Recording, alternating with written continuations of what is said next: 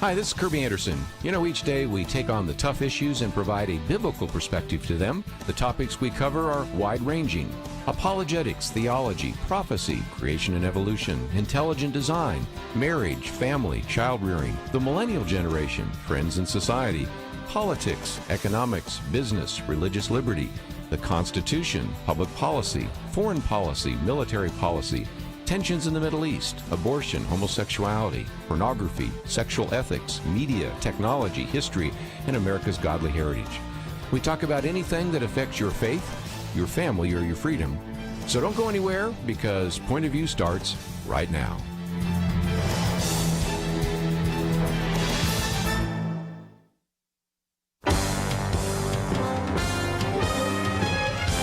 Across America, live. This is Point of View.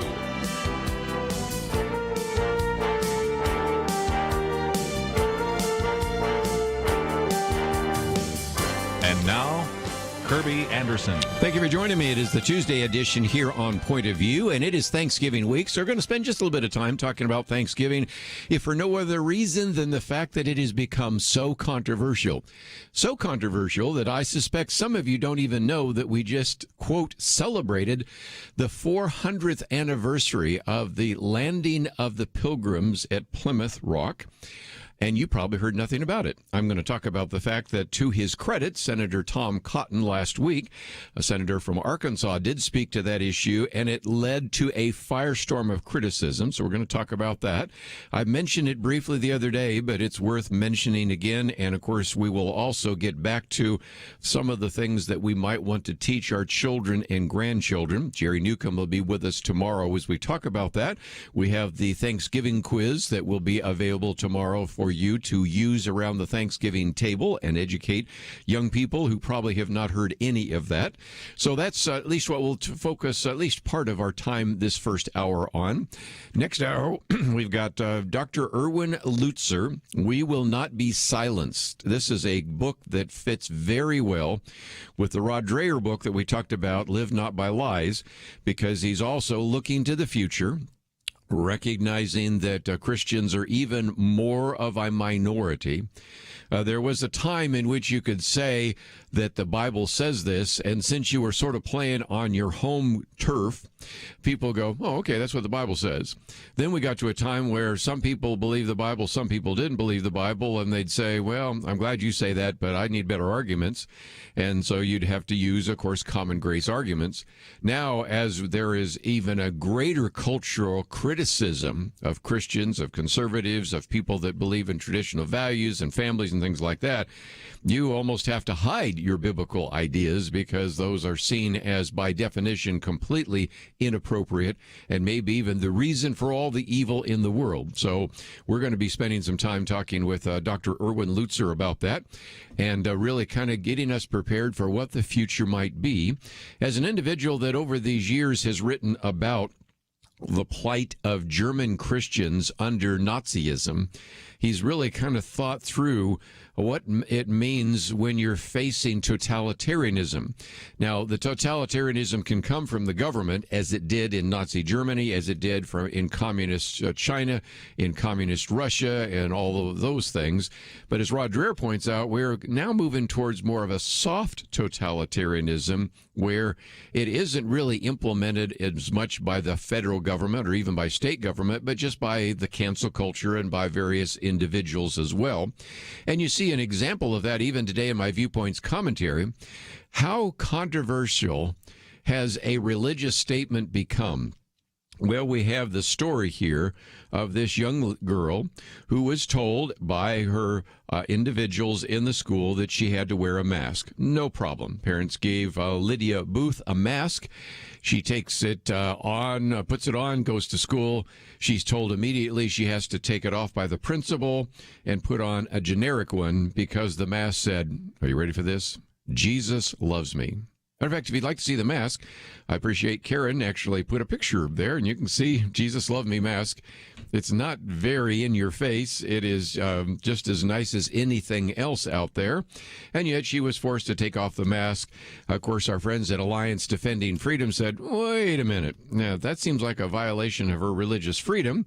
And more importantly, where do you come up with the argument that you can't have a mask that has this statement? And the parents looked for any kind of policy, could not find it. But 2 days later, magically, it all shows up saying, well, we won't allow any mask that displays political, religious, sexual, or any inappropriate symbols, gestures, or statements. First of all, I don't put religious and political and inappropriate in the same sentence, but they did. But again, the people said, that's kind of interesting because all sorts of other kids were wearing sports team logo masks.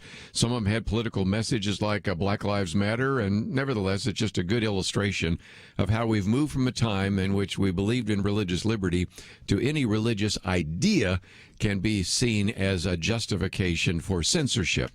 And so that will be some of the conversation we'll have with Erwin Lutzer in the first hour, or next hour, I should say.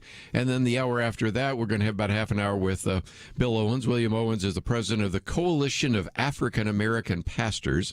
Going to talk about that coalition, but also one of my articles that I've posted by Shelby Steele, who is actually quoted in the upcoming issue, if you haven't already received it, on the issue of race and racial relations, on the inauthenticity behind Black Lives Matter, talking about the movement. So we'll get into that as well. But let's get into how controversial the 400th anniversary of the Pilgrims has become, because Senator Tom Cotton the other day went to the Senate floor and talked about how the founders' story has fallen out of favor in fashionable circles. He said this year we ought to be especially thankful for our ancestors, the Pilgrims, on their 400th anniversary. Their faith, their bravery, their wisdom places them in the American pantheon. Then he was, this is what certainly generated a lot of the criticism, talked about those who were trying to change our history, which is one of the chapters, by the way, by Dr. Erwin Lutzer, which we'll get to next hour. He says, revisionist charlatans of the radical left have lately claimed the previous year as America's true founding. He's, of course, talking about the 1619 Project, arguing that the founding of America started when the first slaves showed up in Jamestown, not when the Pilgrims arrived in Plymouth in 1620. And if nothing else, he gives a little more of the history there. But most importantly, it brings us back to something I want to talk about after the break, and that is that Senator Tom Cotton, called the Mayflower Compact America's first constitution, which affirmed religious freedom, personal liberty, self-governance, and obedience with the preservation of rights. He says the Pilgrims understood that liberty, prosperity, faith, and flourishing are only possible with order, and that while safety may be the first responsibility of government, it's not the highest or ultimate purpose of government. And I think that is certainly the case. As I've said on this program many times before, the Mayflower Compact really was kind of the first constitution of America. It was drafted because the colonists that came to this country, the Pilgrims, actually had a charter for what was at that time called Northern Virginia. Today we'd probably call that New York and New Jersey, but nevertheless they landed in a place for which they had no charter. So before they established their colony, they drafted the Mayflower Compact. And everybody from historians to politicians to even my major professor at Georgetown all acknowledged that the Mayflower Compact in many ways really was America's first constitution. And Winston Churchill said the same thing. Paul Johnson has said the same thing. You can go through quite a number of luminaries who all talked about the incredible impact that the Mayflower Compact had on America and really established this idea of self-government 150 years before we had our Constitution. But when we come back from the break, let's talk about, okay, why was this so controversial? Because after all, 200 years ago, there was a great celebration. Even 100 years ago, there was a great celebration. But now you wouldn't even know that there was a 400th anniversary of the Mayflower Compact of the Pilgrims because nobody even talked about it. And the one person that did was vilified beyond recognition. We'll come back and talk about that right after this.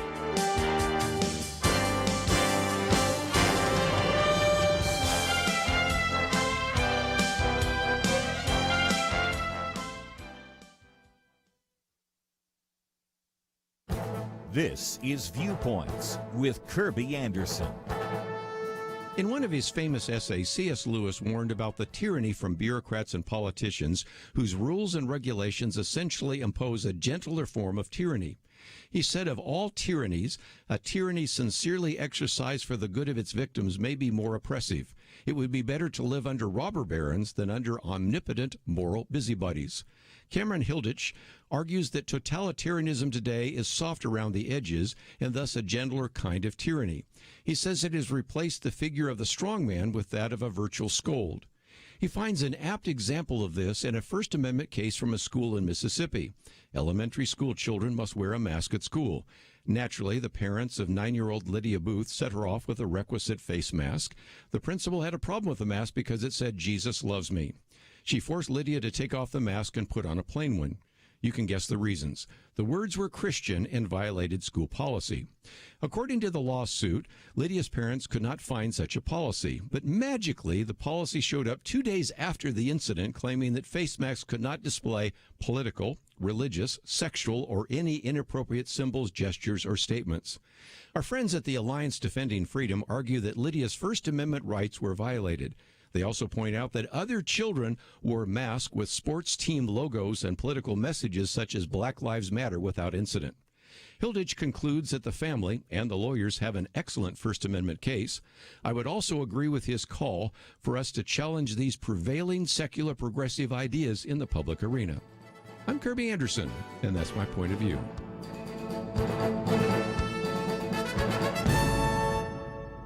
For a free copy of Kerby's booklet, A Biblical View on Loneliness, go to viewpoints.info/loneliness. That's viewpoints.info/loneliness.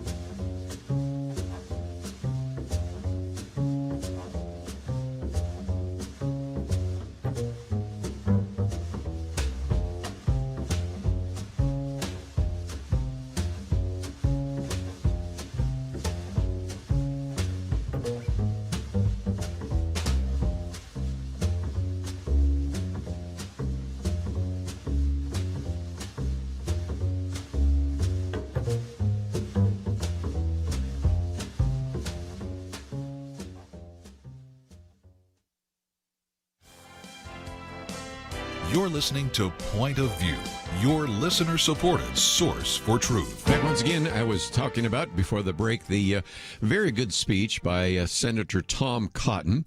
And as a matter of fact, when he took to the well of the Senate last week, he said, a great American anniversary is upon us. Regrettably, we haven't heard much about this anniversary of the Mayflower. I suppose the Pilgrims have fallen out of favor in fashionable circles these days.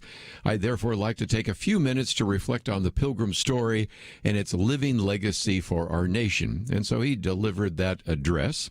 And then, of course, the criticisms began to come in. One article that appeared in The Hill was a quote where Tom Cotton was saying, today most people refer to, especially even the New York Times, refer to the Pilgrim story as a myth and a caricature. In the food section, no less. That was where the criticism came, interestingly enough. He said maybe the politically correct editors of the 1619 Project are now responsible for pumpkin pie recipes as the Times as well. And, of course, this led to all sorts of comments. I'll just give you one. Representative Ilhan Omar, when your sense of history doesn't go beyond your third grade coloring books and actual history terrifies you. And so the criticism was, of course, that this was not actual history. Now, there was a very good piece that came out by Jarrett Stepman today in which he said, what's this actual history? Because after all, it is well recorded. William Bradford's book has been in existence for 400 years. not to mention all the other historians that have done the work on this, including one that we'll be talking about with tomorrow, and many other stories and books that have been written. And so, of course, what he points to is that a lot of this no doubt comes from Howard Zinn's book, A People's History of the United States. Now, if you've been listening to this program, you know that one of the interviews we did was with Mary Grabar, debunking Howard Zinn. Because this book, you might say, I'm not even that familiar with it. By the way, it is mentioned in movies. It is used as curriculum in many schools. And so even if you have not heard about it, you have certainly felt its influence.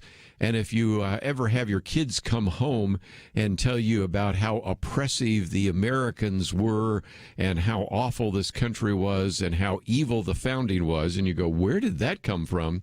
Well, it comes from Howard Zinn. And I think what's so interesting here is that even in Howard Zinn's book, he criticizes the Pilgrims. And, you know, let's be honest. I've said this before. There are some really dark chapters in American history. I've done a whole week of radio programs on slavery. We'll probably get into this a little bit with Bill Owens today. I've done a whole week of radio programs on the Indians, Native Americans, you know, and you have some sad history, you know, the Trail of Tears and the Indian Wars. So there are some sad chapters in terms of how the colonists and the Indians interacted. This isn't one of them, not with the Pilgrims, it's not. But nevertheless, you can see what is being taught in some of the schools. Mary Grabar says that in this literature, which she found in Oregon, no surprise there, it makes a cartoonish presentation of a myriad people groups from the Bahamas and South America to New Mexico and New England. They are falsely oversimplified as universally peace-loving, Mother Earth respecting, generous, welcoming, and all the Indian tribes are lumped together as a mass of childlike people oppressed by the greedy capitalist explorers and settlers. And if you have even just a little bit of interest in trying to ferret out whether or not some of the things that Howard Zinn has put in his book are accurate, you don't have to go to historians that have a Christian perspective. Even the recognized historians simply say, this is just incredible. And yet, of course, as this article points out, these are kind of the fruits of an entire generation raised on Howard Zinn. Because as she points out, this is what's taught in the schools in Portland, Oregon. And then have you noticed any statues getting pulled down in like Portland, Oregon? Have you seen any attacks on the institutions, as we'll talk about with Erwin Lutzer a little bit later? I mean, the focus on most of the people on the left is not trying to reform society. It is an assumption made at the very beginning that the society and the culture is ruined and they need to completely destroy it and build it again. By the way, leftists are really good at destroying things. They've been really poor at rebuilding those. But again, we have to understand that this was the 400th anniversary. And yet, if you go back in history, you recognize that a celebration of the Pilgrims was a national event. In 200 years after the founding or the establishment of the Pilgrims, and after our nation was founded, this would be in 1820. This would be the bicentennial of the Pilgrims landing at Plymouth Rock. They decided to have a national celebration, and they decided to actually bring one of the greatest orators of that time to come and speak, and that would be Daniel Webster. Now, for those of you that never have seen a dictionary, if you might notice the dictionary is called Webster's Dictionary, and yes, that's the same Webster. And so Daniel Webster gave a very long speech, but I thought one of the most significant sections was this. He said, "Let us not forget the religious character of our origin. Our fathers were brought hither by their high veneration for the Christian religion. They journeyed by its light, and they labored in its hope. They sought to incorporate its principles with the elements of their society and diffuse its influence through all their institutions, civil, political, or literary." In other words, they came because of their Christian faith. They came here for religious liberty. And one of the things I might just mention as we will be talking about religious liberty this week is the fact that Kelly Shackelford's PragerU video is just out on religious liberty. We might even have a link to it tomorrow because I thought it was such a well done video. But here, not only were they seeking freedom, religious freedom, but they wanted to apply their Christian principles to every element of society. And so that was certainly what Daniel Webster was talking about 200 years ago. But let's just go back 100 years ago, because then in 1920, there was still a national celebration. The celebration took place in Plymouth, Massachusetts, and so significant was it that both the president, William McKinley, and the vice president, Calvin Coolidge, both came and delivered messages, as well as Henry Cabot Lodge and a number of others. I posted in my Sunday school class on Sunday a picture of all the people, and it created the worst traffic jam in the history of Southeast Massachusetts because so many people came for a celebration just 100 years ago. And again, Calvin Coolidge, who quickly then after that became the president, and really one of our best presidents, I might add, in the 20th century, said on the 300th anniversary of the Pilgrims' arrival at Plymouth Rock that these pilgrims came not merely from the shores of the Old World. It is going to be in vain to search among recorded maps in history for their origin because they sailed out up from the infinite. What he was saying is that these ideas that almost came out of whole cloth. This idea that we certainly still acknowledge that there's a king, but we also start this idea of self-government, of applying Christian principles. And he also went on to point out that these weren't, the most educated. I mean, I think you could make a pretty good case for the Constitution being written by some of the most educated people that existed in the 18th century. Were not the Pilgrims, because he said, measured by the standards of men of their time, they were humble of the earth. Measured by later accomplishments, they were mighty.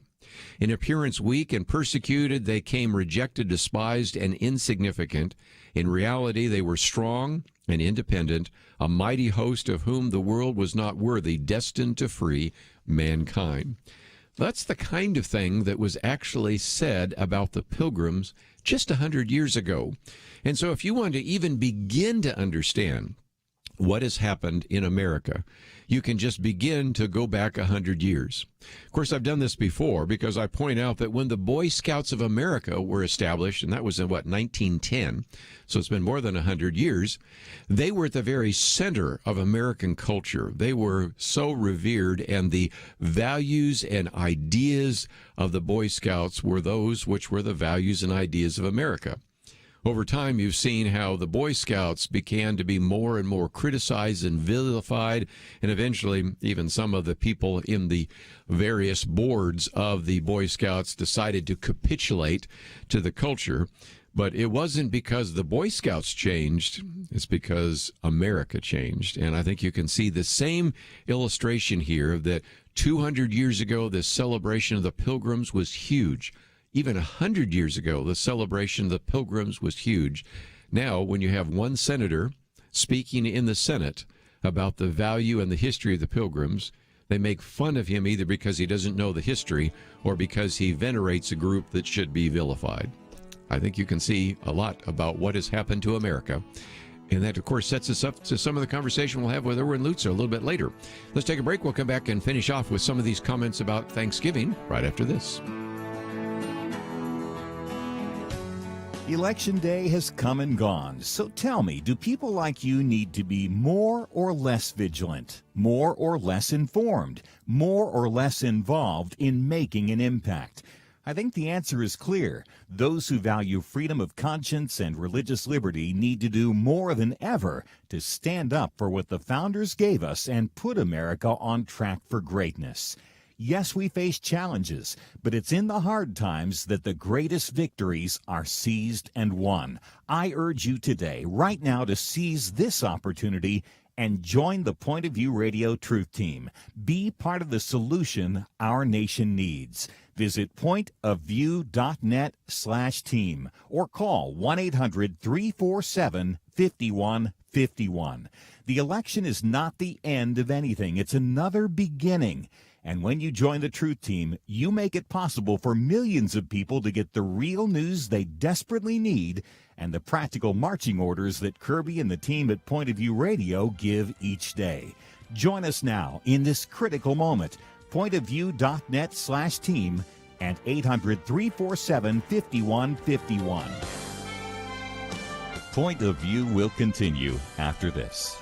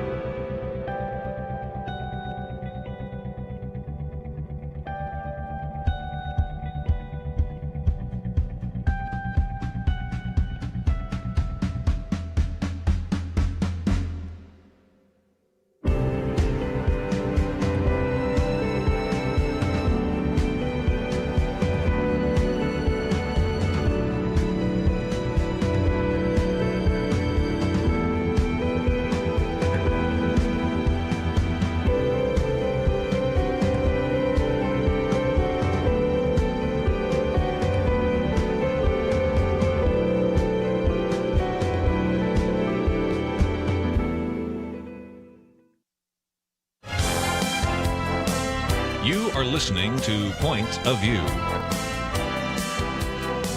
The opinions expressed on Point of View do not necessarily reflect the views of the management or staff of this station. And now, here again, is Kerby Anderson. If you'd like to join our conversation, that number is 1-800-351-1212, or just sit back and, if nothing else, talking just for another few minutes about Thanksgiving, the Pilgrims' 400th anniversary that almost everybody's ignoring, and that's a sad commentary as well on our history, and it will relate very much to one of the chapters in Dr. Erwin Lutzer's book, and that is just completely change history. We're already seeing situations where sometimes pictures are shown of individuals where they have removed a person from the picture. Now, that happened back in the Soviet Union a number of times.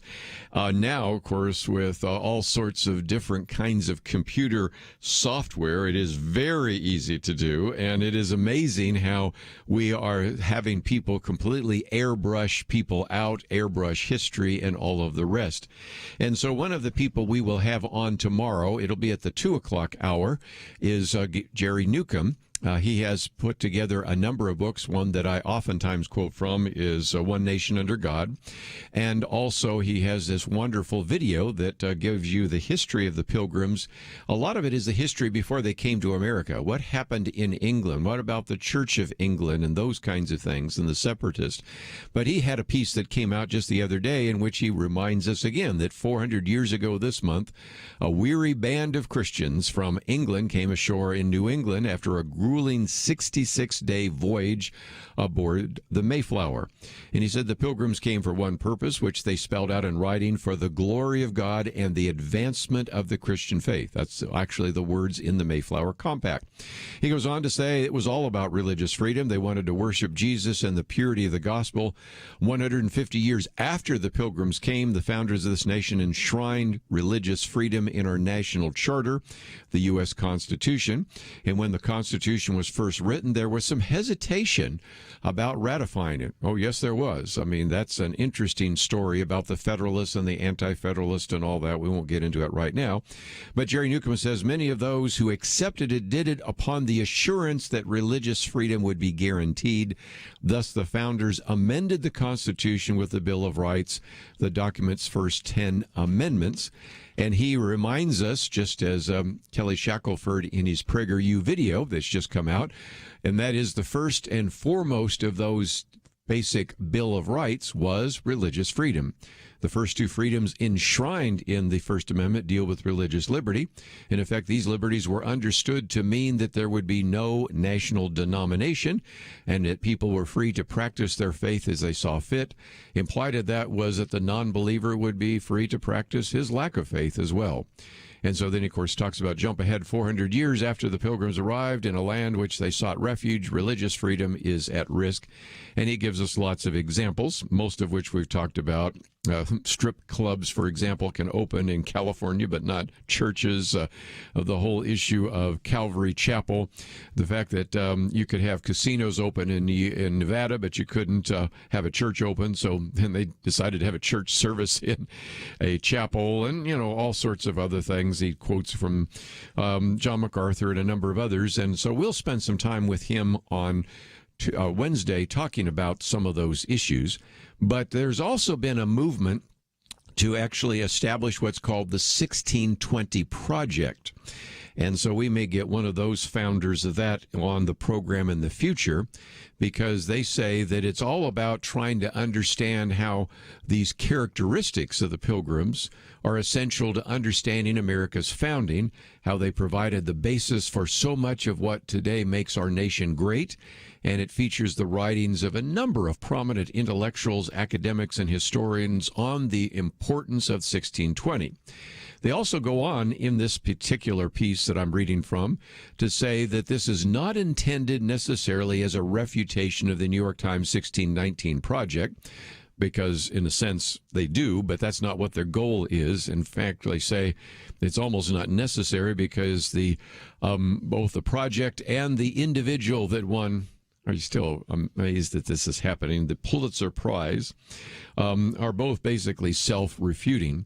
And the project as well represents, if nothing else, the fact that 1620 was important, but it doesn't make the claim that this is the founding of America. That date is 1776. So, again, they reject the ideas of the 1619 project. They also reject the idea that 1620 is the founding. The true founding is 1776, which I think is really very important. And then they go on to talk about how significant the Mayflower Compact was, because it was written in anticipation of potential conflict and disunity among the landing. It makes a nod, of course, to King James in its opening, but if nothing else, they also recognize that such a government and governors as we should by common consent agree to make and choose. It really established this idea of Christian self-government and really laid the foundations for eventually having the kind of constitution that we have today. So, if nothing else, we can learn some incredible lessons from 1620, but the first part of that is to even acknowledge its existence in history when it's been so ignored this last week and a half. It's worth at least mentioning that, and that's why we will tomorrow be making available in my Viewpoints commentary a link to the Thanksgiving quiz, and also spend an hour with Jerry Newcomb talking about the Pilgrims, what we can learn from them, what we can learn about the founding of that colony. And that will set us up for Thursday, which is Thanksgiving Day, and my commentary on that day is on Thanksgiving as well. So between my commentaries, between the Thanksgiving quiz and the other material we have, I've equipped you to educate your children and grandchildren to know some things about our history that, quite candidly, aren't really taught at all in many public schools, and aren't necessarily always taught that well in certain Christian schools either. So you have your responsibility before you to take this seriously. Let's, if we can, go to a couple of the commentaries and also articles that I've posted. The first article, Victor Davis Hanson, A Time of Chaos Upon Chaos Atop Chaos. I won't read all of it because about half of it has to do with the Republican Party, and that's maybe not as relevant. But he did, at the very beginning of talking about all this chaos, I actually have a more optimistic scenario than maybe I have, but that's okay. He says America will weather its current hysterias. I'd like to believe that, but we will have to see. But in there, he talks about some of the things that we have gone through, and in particular, now that it looks more likely than ever that Donald Trump will not be in the Oval Office come January, then what about that history? And he looks back and says, you know, if you think about this, the point of the Steele dossier, the Russian collusion hoax, the calls for future impeachment even during the Trump transition, the abuse of foreign intelligence surveillance courts, and the weaponization of the FBI, of the CIA, of the Justice Department, all were to weaken the Trump campaign, to disrupt the Trump transition, to wound fatally the Trump presidency. And he says, for the architects, abettors, and enablers of those past efforts now to accuse the Trump officials of adhering to what they created a massive scale is comic, he says. But he says, even more importantly, as we look ahead, the media poorly prepared the nation for their envisioned Biden presidency. He said, to foster that agenda, journalists have done enormous damage, he says, to the country.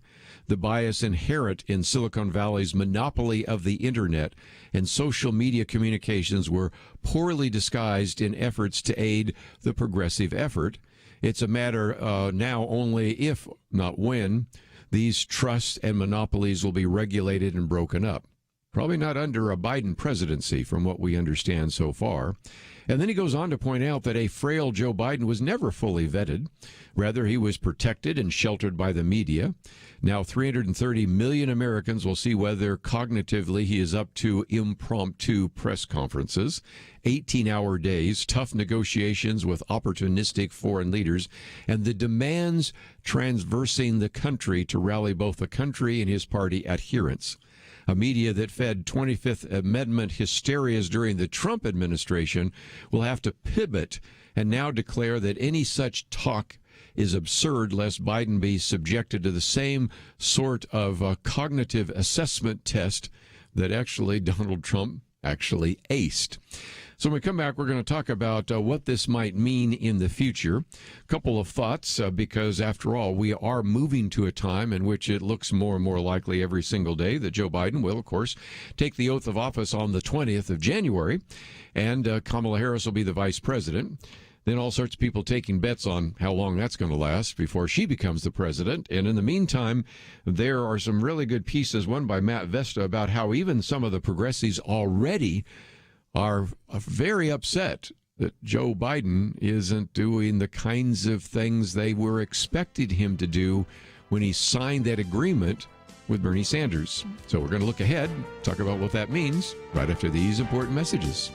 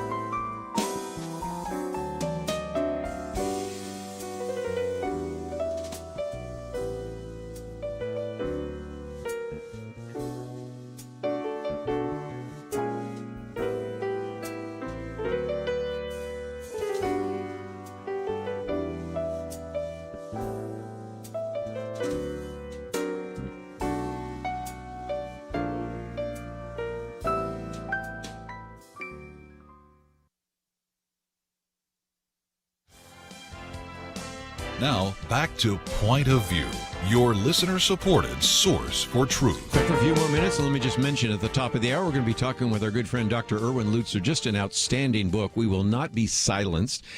He has pulled together so many bits and pieces, and so I know you will appreciate that conversation with him on his new book. And it really is almost a perfect, if you will, sequel to Rod Dreher's book, where he was talking about how we're moving towards this idea of soft totalitarianism, but also sometimes hard totalitarianism.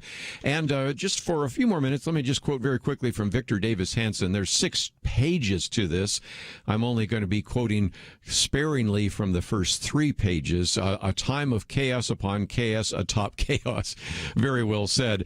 And he was pointing out that, first of all, that Joe Biden has not been fully vetted, and if he does become the next president, as it seems like that might indeed happen, he says that that is going to be a real issue because some of the revelations about the Biden family and Burisma in, of course, Ukraine, as well as all sorts of other issues of China and the rest, were never covered. As a result, for the duration of the Biden administration, Hunter Biden will remain an object of scrutiny and investigation, along with many of his now angry associates who feel betrayed because they are ready to either talk about their misplaced loyalty or broker ways out of their complicity. Who knows how long the media, without their ratings propped up by the Trump boogeyman, will ignore the buzz about the Biden family syndicate, of course, with Kamala Harris waiting in the wings.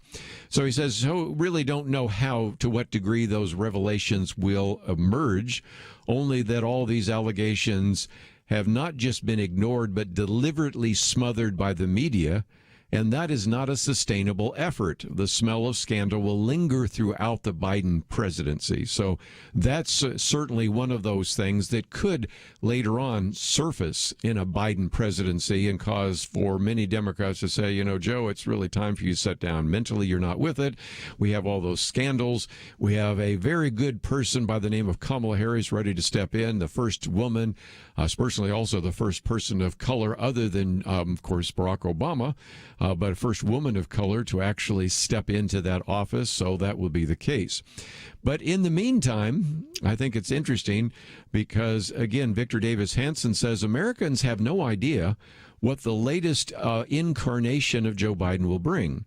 Biden gave only scripted and teleprompted bromides from his basement. The media never pressed him to be clear on issues like the China reset, the Middle East recalibration, fracking, the Green New Deal, reparations, the wall and open borders, proposed tax increases, and on and on. We have a pretty good idea because we actually have a Democratic platform, and we have the agreement between Bernie Sanders and Joe Biden, but that's really all we have. And let's go back to, again, Victor Davis Hanson says, so the country has little warning whether the Biden administration will be guided by the hard left agenda of Kamala Harris, the Squad, or Senators Elizabeth Warren and Bernie Sanders, or stung by the rejection of progressive extremism in the congressional elections and the close presidential race moved to the center. I think that's doubtful, but again, Victor Davis Hanson's holding out both options.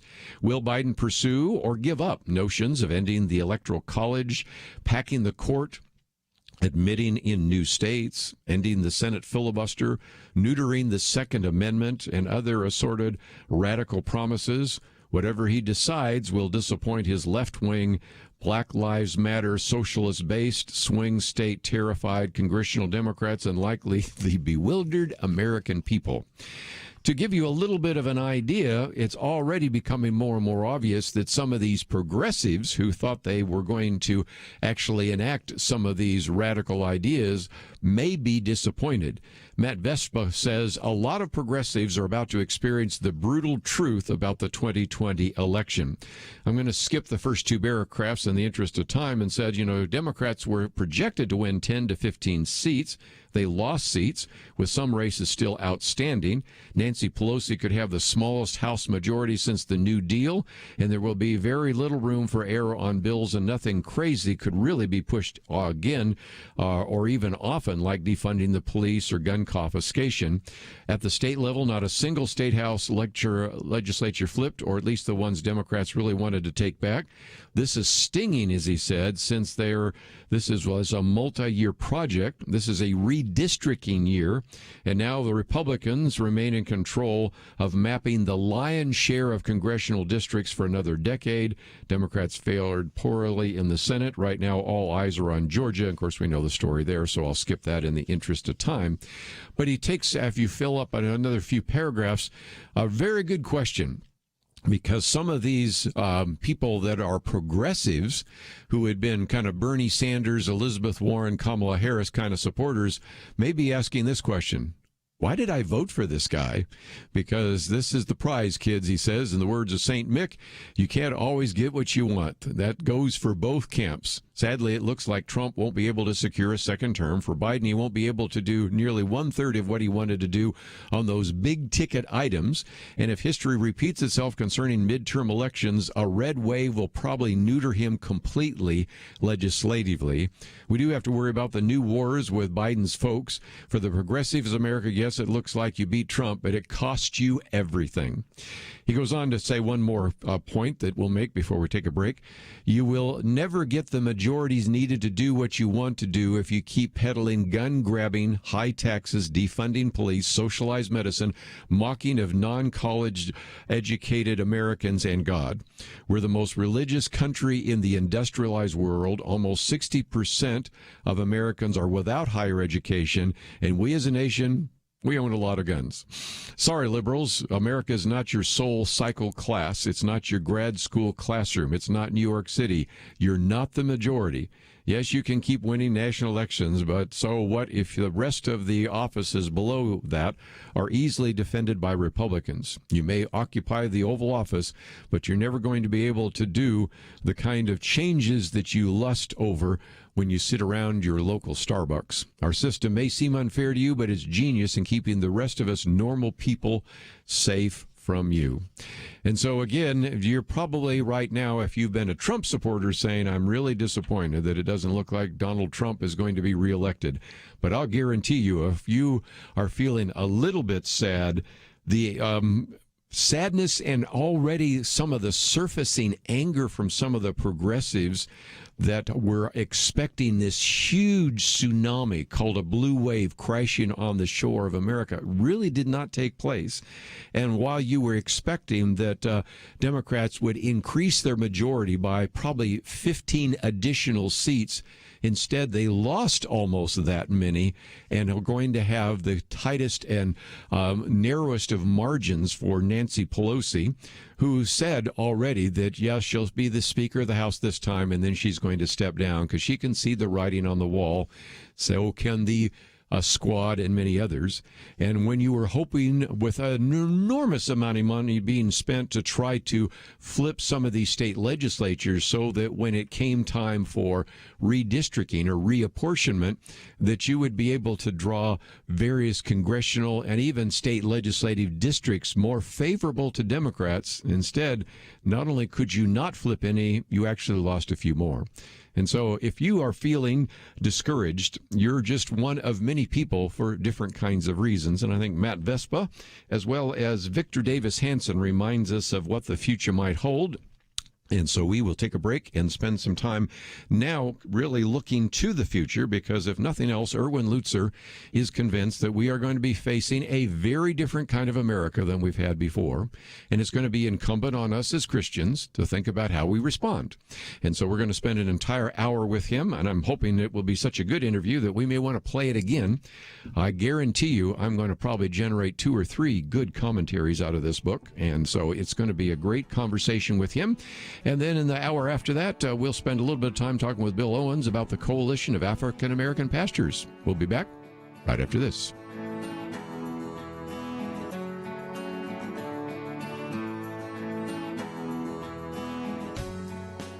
Having civil conversations about important issues seems to be harder and harder. Various media outlets tell people what they should believe, why they should be outraged, and getting people to actually think, well, it can be difficult. Whether it's the gospel, tax issues, social policy, or just about anything else, you need to have solid information and clear thinking to address the hard issues. You need God's truth applied. And that's what you get in less than 2 minutes with Point of View's Viewpoints Commentary, a daily resource to help you be informed and think through the things we need to be talking about. It is free and will arrive in your inbox each day when you visit pointofview.net/signup. Sometimes we know we should say something, but we're silent because we're not quite sure what to say. Viewpoints Commentary can help you break the silence and change the narrative. It can make you a more equipped agent for truth. Get your free subscription to the Viewpoints commentary at pointofview.net/signup. pointofview.net/signup. Point of View will continue after this.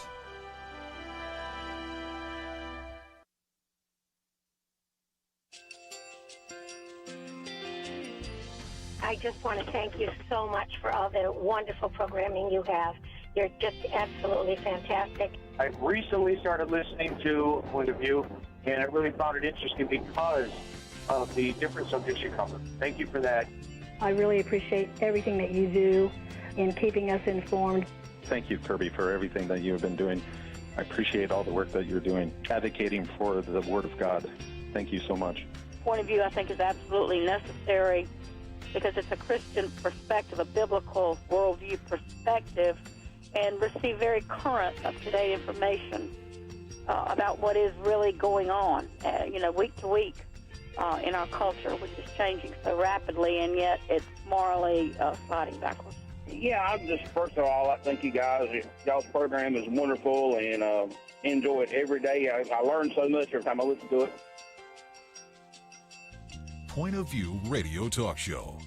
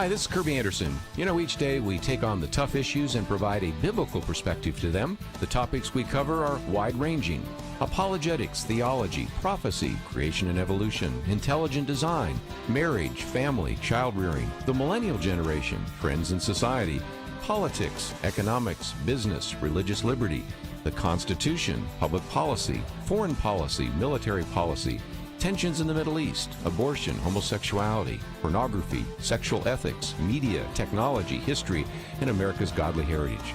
We talk about anything that affects your faith, your family, or your freedom. So don't go anywhere, because Point of View starts right now.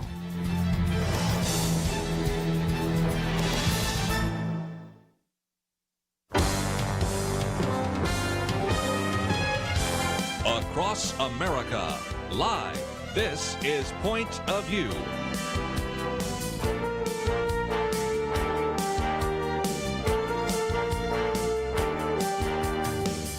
And now, Kerby Anderson. Thank you for joining me. Today we're going to spend some time looking at a very significant book. In some respects, it reminds me of a previous interview we've done with Rod Dreher about his book, Live Not by Lies, A Manual for Christian Dissidents. This book is entitled We Will Not Be Silenced, and it is responding courageously to our culture's assault on Christianity. It is written by Dr. Erwin Lutzer and has basically endorsements from all sorts of individuals that we've had in this program, people like Dr. Tony Evans and Eric Metaxas, Crawford Loritz, Alex McFarland, Ray Pritchard, Jack Graham, Sandy Rios, Shelby Sharp, as well as Cal Thomas, and a foreword by Dr. David Jeremiah. If I could, I would put this book into the hands of every Christian in America. It really helps us understand why we find ourselves in this particular cultural moment, how we as Christians can respond biblically. 280 pages, 10 chapters, published by Harvest House. Of course, you can find it in your local bookstore, but we also have a link so that you can order it there. And, of course, we have a link to the website by Dr. Erwin Lutzer, who is certainly no stranger to this program. Pastor Emeritus of Moody Church, served as the senior pastor there for 36 years. We've spent so much time over the years talking about some of his books. Of course, his award-winning book, Hitler's Cross, The Church in Babylon, Rescuing the Gospel, The Cross in the Shadow of the Crescent, 1 Minute After You Die, When a Nation Forgets God, and so many other excellent books by Dr. Lutzer, and he joins us now by phone. Dr. Lutzer, always an opportunity to hear from you, and thank you for joining us today. Kerby, it's so great to be with you again, and I thank God for your ministry and your wide range of knowledge. And of all the interviewers, you know how to ask very intelligent, interesting questions, so I'm ready. Well, and Dr. Jeremiah certainly appreciated your book and actually said this is the kind of book that you should highlight key passages right in the margins. And as you know, I do commentaries just like you do, and I'm pulling all sorts of commentaries from this that I will use in the future. But I guess the first question, Dr. Lutzer, is, again, how did we get to where we are? You use a great illustration that Haddon Robinson used before. We used to, as Christians, have the home field advantage. That is, when you would make the case for whatever view you had, you'd simply say the Bible says that, and most people go, oh, okay, yeah, well, I believe the Bible. But we've gone to a point where people say, well, you got to give me something more than the Bible, to now people saying if you use a Bible argument, that disqualifies you at the moment. How did we get there? Well, you know, there are various streams that have poured into our culture, various views of sexuality that are contrary to the Scripture, but are consistent with human desire. The Apostle Paul said the time was going to come when people are going to have teachers who inflame their desires, and that's where we are at. But the first chapter of my book shows that, believe it or not, Marx still rules from the grave. Mm-hmm. Cultural Marxism says that we can bring about a Marxist society incrementally. And the destruction of the family is important to that. It's important because Marx taught that women are oppressed by men, and parents oppress their children, and everybody is oppressed by the church. God is the ultimate oppressor, so we have to liberate the family. Women have to work outside the home and so forth. And while I'm on the topic, isn't it interesting I point out that do Black Lives matter? Of course Black Lives matter. All Black Lives matter. No argument there. But the organization that goes with that mantra says on its website that we are trained Marxists. And that's why they said they disrupt the nuclear family. So we have to connect these dots and understand what is happening in our culture. And again, you talk about cultural by the Marxism. way, Go ahead. Yeah, and I want to add this, that a good part of my book, as you know, deals also with the racial issue. So what has happened is cultural Marxism, which began more as an economic theory, is applied to race. And so what you have is you have Marxist view of the oppressor and the oppressed, and people are put into these categories not with the intention of racial reconciliation, but rather keeping the races in perpetual contempt of one another and perpetual conflict. And, you know, one of the reasons I wrote it, Kerby, among others, is so that parents would understand why it is that when they send their kids to university, they come back hating America. Mm-hmm. And what we need to do is to understand what is happening. Well, and again, you talk about that. Of course, we just last hour even spent some time talking about Howard Zinn and all the rest of that. But it's helpful to look at cultural Marxism. Of course, you add in the whole issue of Margaret Sanger and a few others, and you end up with where we are. But since I wanted to make sure we cover almost all the chapters, let's go to chapter 2 because it kind of relates to that idea. Rewrite the past to control the future. Even more recently, we've talked about the 400th anniversary of the Pilgrims landing at Plymouth Rock. Nobody seems to even talk about that, and yet on the bicentennial of the landing of the Pilgrims in Plymouth, there was great celebration. On the 300th anniversary there was. But today there is, if you will, kind of the 1984 George Orwell Ministry of Truth, who's basically just going to rewrite all the history of the past. And unfortunately, a lot of young people don't even know the godly history of America, do they? And also, what I'm talking about there is not just rewriting history, but trashing our Judeo-Christian heritage. And the reason for this is they believe that on the ruins of our Judeo-Christian heritage, a new America will arise that will be based on humanistic values, that will be free of white supremacy. It'll be free of income inequality and racism and all. And of course, those are utopian dreams that never happen. So the point is that because of racism, America is so bad that it needs to be trashed. And that's, of course, one of the things of the New York Times project, which is intended to show that America actually was begun in Jamestown when the slaves and capitalism began. And this is the reframing, as they call it, of history. Now, here's the thing. We could talk about it in detail.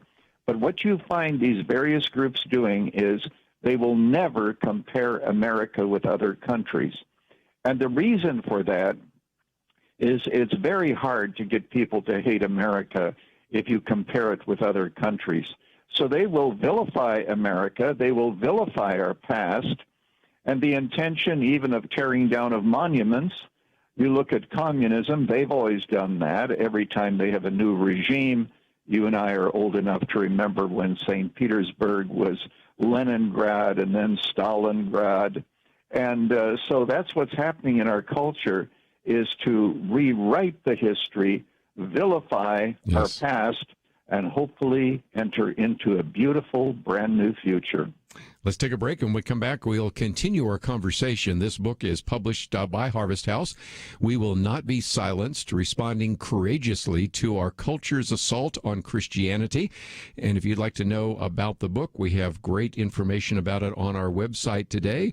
And if you click on that, you can see that it has just come out, and it is available both in paperback and Kindle. Of course, we also have a link to Dr. Erwin Lutzer's website, so all of it available at our website, pointofview.net. We'll be right back.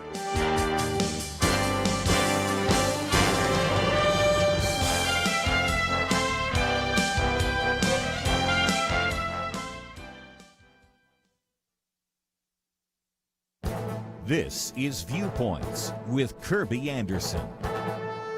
In one of his famous essays, C.S. Lewis warned about the tyranny from bureaucrats and politicians whose rules and regulations essentially impose a gentler form of tyranny.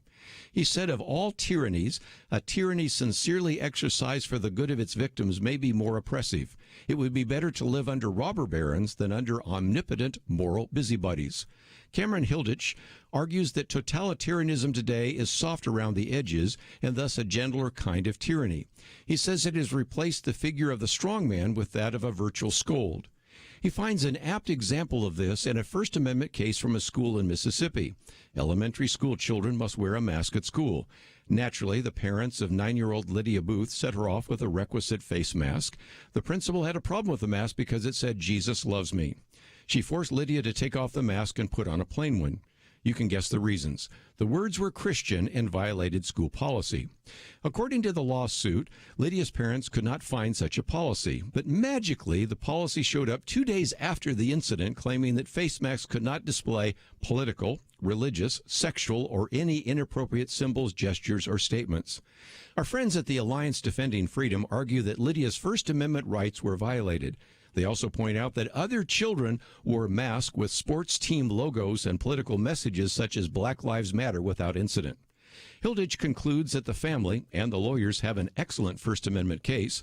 I would also agree with his call for us to challenge these prevailing secular progressive ideas in the public arena. I'm Kerby Anderson, and that's my point of view.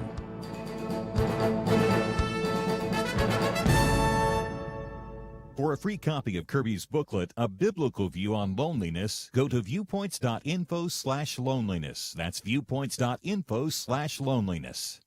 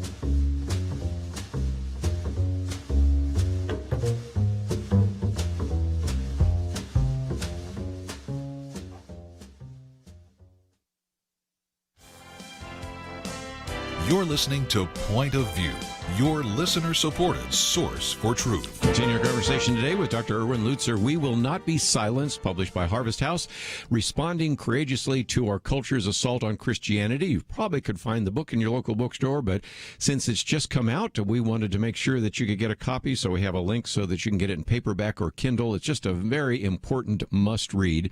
And Dr. Lutzer, let's get into this issue of race.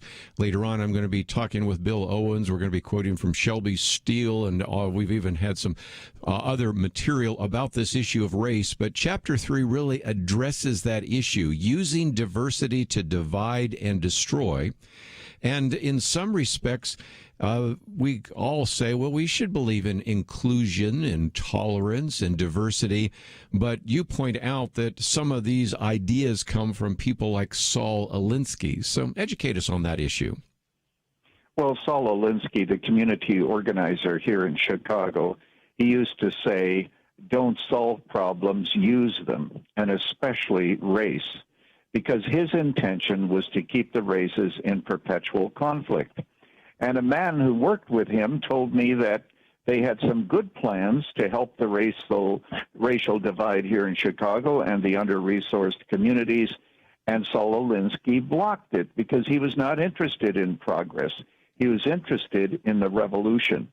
So in this chapter, I show how cultural Marxism informs what is called critical race theory, which is part of the social justice movement, which is really Marxist, where you are put into a category. If you are white, you are an oppressor, even if you were born into a very, very poor home, but you're part of the oppressors. If you're a black American, you're oppressed even if you're very wealthy, because you've done well, as millions of black Americans have done. So the intention is not to bring about racial reconciliation, but to inflame the races, and hopefully it will come about that the oppressed will overcome their oppressors. That's the ultimate goal. And there are churches who buy into this because social justice, there's such a thing as biblical justice, which I show in the book, but that's to be contrasted to these secular Marxist views of justice, which prevail in our universities and in some churches, and people are talking about social justice, and they mean by that sexual radicalism and all the other, and socialism and all the other things that go with it. We need to understand it. But Kerby, I have to explain to people that once again, it's the gospel that is the answer to this whole thing. Because the gospel says there aren't that many differences between us, no matter the color of our skin. And by the way, social justice theories are thoroughly racist. I mean, it was Martin Luther King who said, let's not judge one another by the color of our skin, but the content of our character.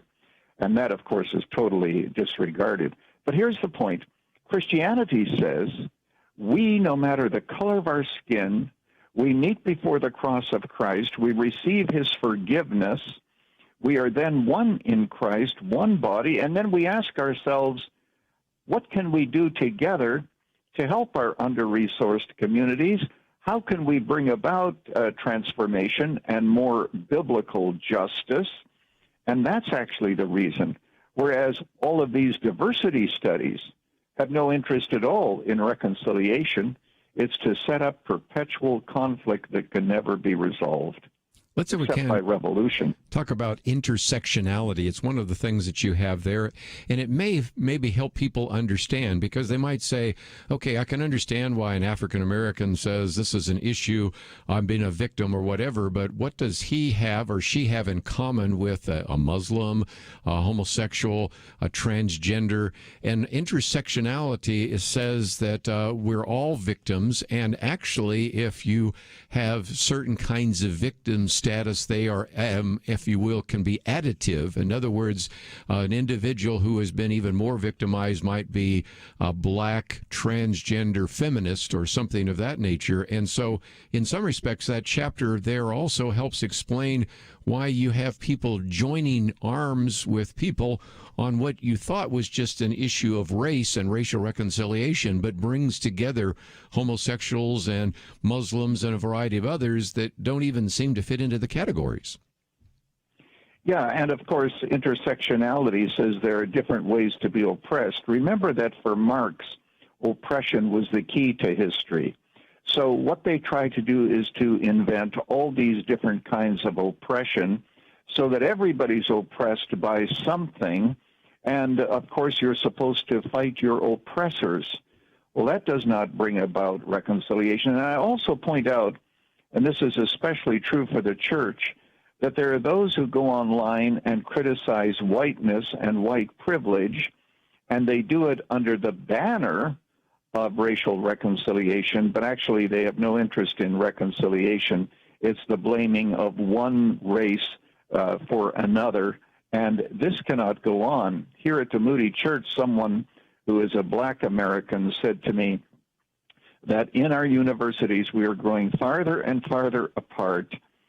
We are told that we can't change unless whites meet certain standards, but those standards are impossible, so the conflict must continue. And people need to understand that.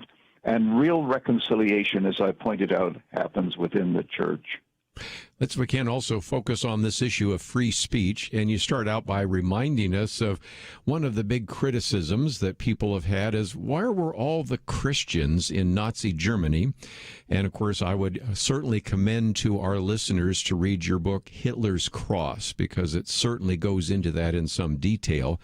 Because as that propaganda was taking place, what oftentimes would take place is that because of the threat to lose your speech or to lose your livelihood, all of a sudden we find ourselves in a situation which we wouldn't have anticipated just a few years ago, where whether it's social media, whether it's the mainstream media, whether it's even just the cancel culture, free speech has really become quite endangered, hasn't it? And I show how Marxism lies at the bottom of this, because the idea, Marcuse, who was a Marxist, taught that, as long as we have free speech, the capitalists will win the argument. So the only way we can get to socialism, communism to win, is to shut down the capitalists and let the oppressors alone speak. So that also is applied to race. So the oppressors are the ones to speak. The oppressors, the oppressed, I should say, are the ones to speak. The oppressors are to keep their mouths shut. Now, and if, this generation hears something that offends them, they have to go to a safe place, it's called safism, to lick the wounds of their unappreciated victimhood. So all that actually is Marxist as well. And what people say is, oh, you have the First Amendment right. You can speak, but if you say the wrong thing, we will cancel you. You'll lose your job. You'll be vilified on social media. And my argument, again, every chapter in my book ends with a response of the church. My burden here, Kerby, is that the church might speak and take the consequences and not be intimidated. Jesus warned us that we are going to have to follow him, and that often is at great personal cost. And I might just mention that each chapter ends with kind of how the church should respond, and then a prayer. All of us must pray. So it is certainly well done in that regard. And again, this whole idea of free speech is sometimes it's implemented by the government, and we certainly saw that in communism and even to this day in China, but also in Russia and the Soviet bloc and those kinds of things, and under Nazi Germany. But as we talked about with Rod Dreher, some of that is now happening through what he calls soft totalitarianism. Instead, it's coming from the big tech companies, it's coming from corporations, and just kind of a woke culture. So there is a sense in which we have to be even more alert to all of that. So let's take a break, and when we come back, we will spend some time getting into a couple of these other very important chapters. The book is entitled "We Will Not Be Silenced: Responding Courageously to Our Culture's Assault on Christianity." And we've talked about such issues as rewriting the past, using diversity to divide and destroy, even the attack on free speech.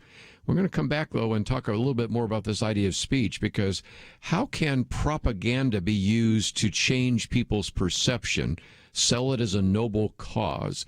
And then we will get into some of the issues we have talked about so often here on Point of View: sexualizing the children, what's happening in terms of sex education and sexual confusion and all the kinds of things in pop culture, the whole issue of capitalism and socialism, and, of course, one issue that Dr. Lutzer has talked about in his book, The Cross and the Shadow of the Crescent, the idea of radical Islam as well. So we have a lot more to cover, and we will do so right after this.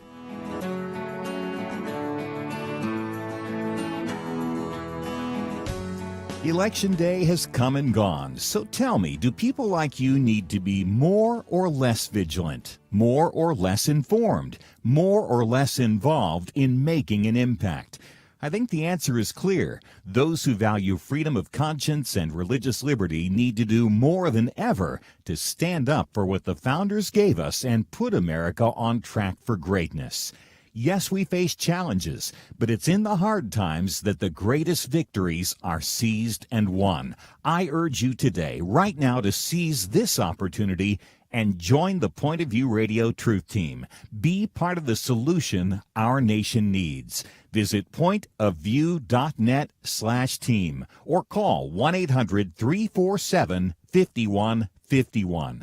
The election is not the end of anything. It's another beginning. And when you join the Truth Team, you make it possible for millions of people to get the real news they desperately need and the practical marching orders that Kerby and the team at Point of View Radio give each day. Join us now in this critical moment. pointofview.net/team and 800-347-5151. Point of View will continue after this.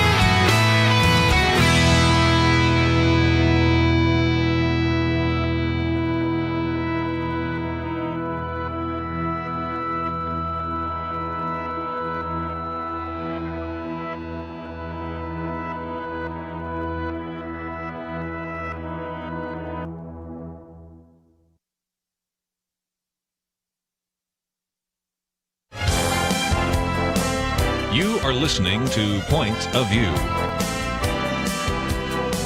The opinions expressed on Point of View do not necessarily reflect the views of the management or staff of this station.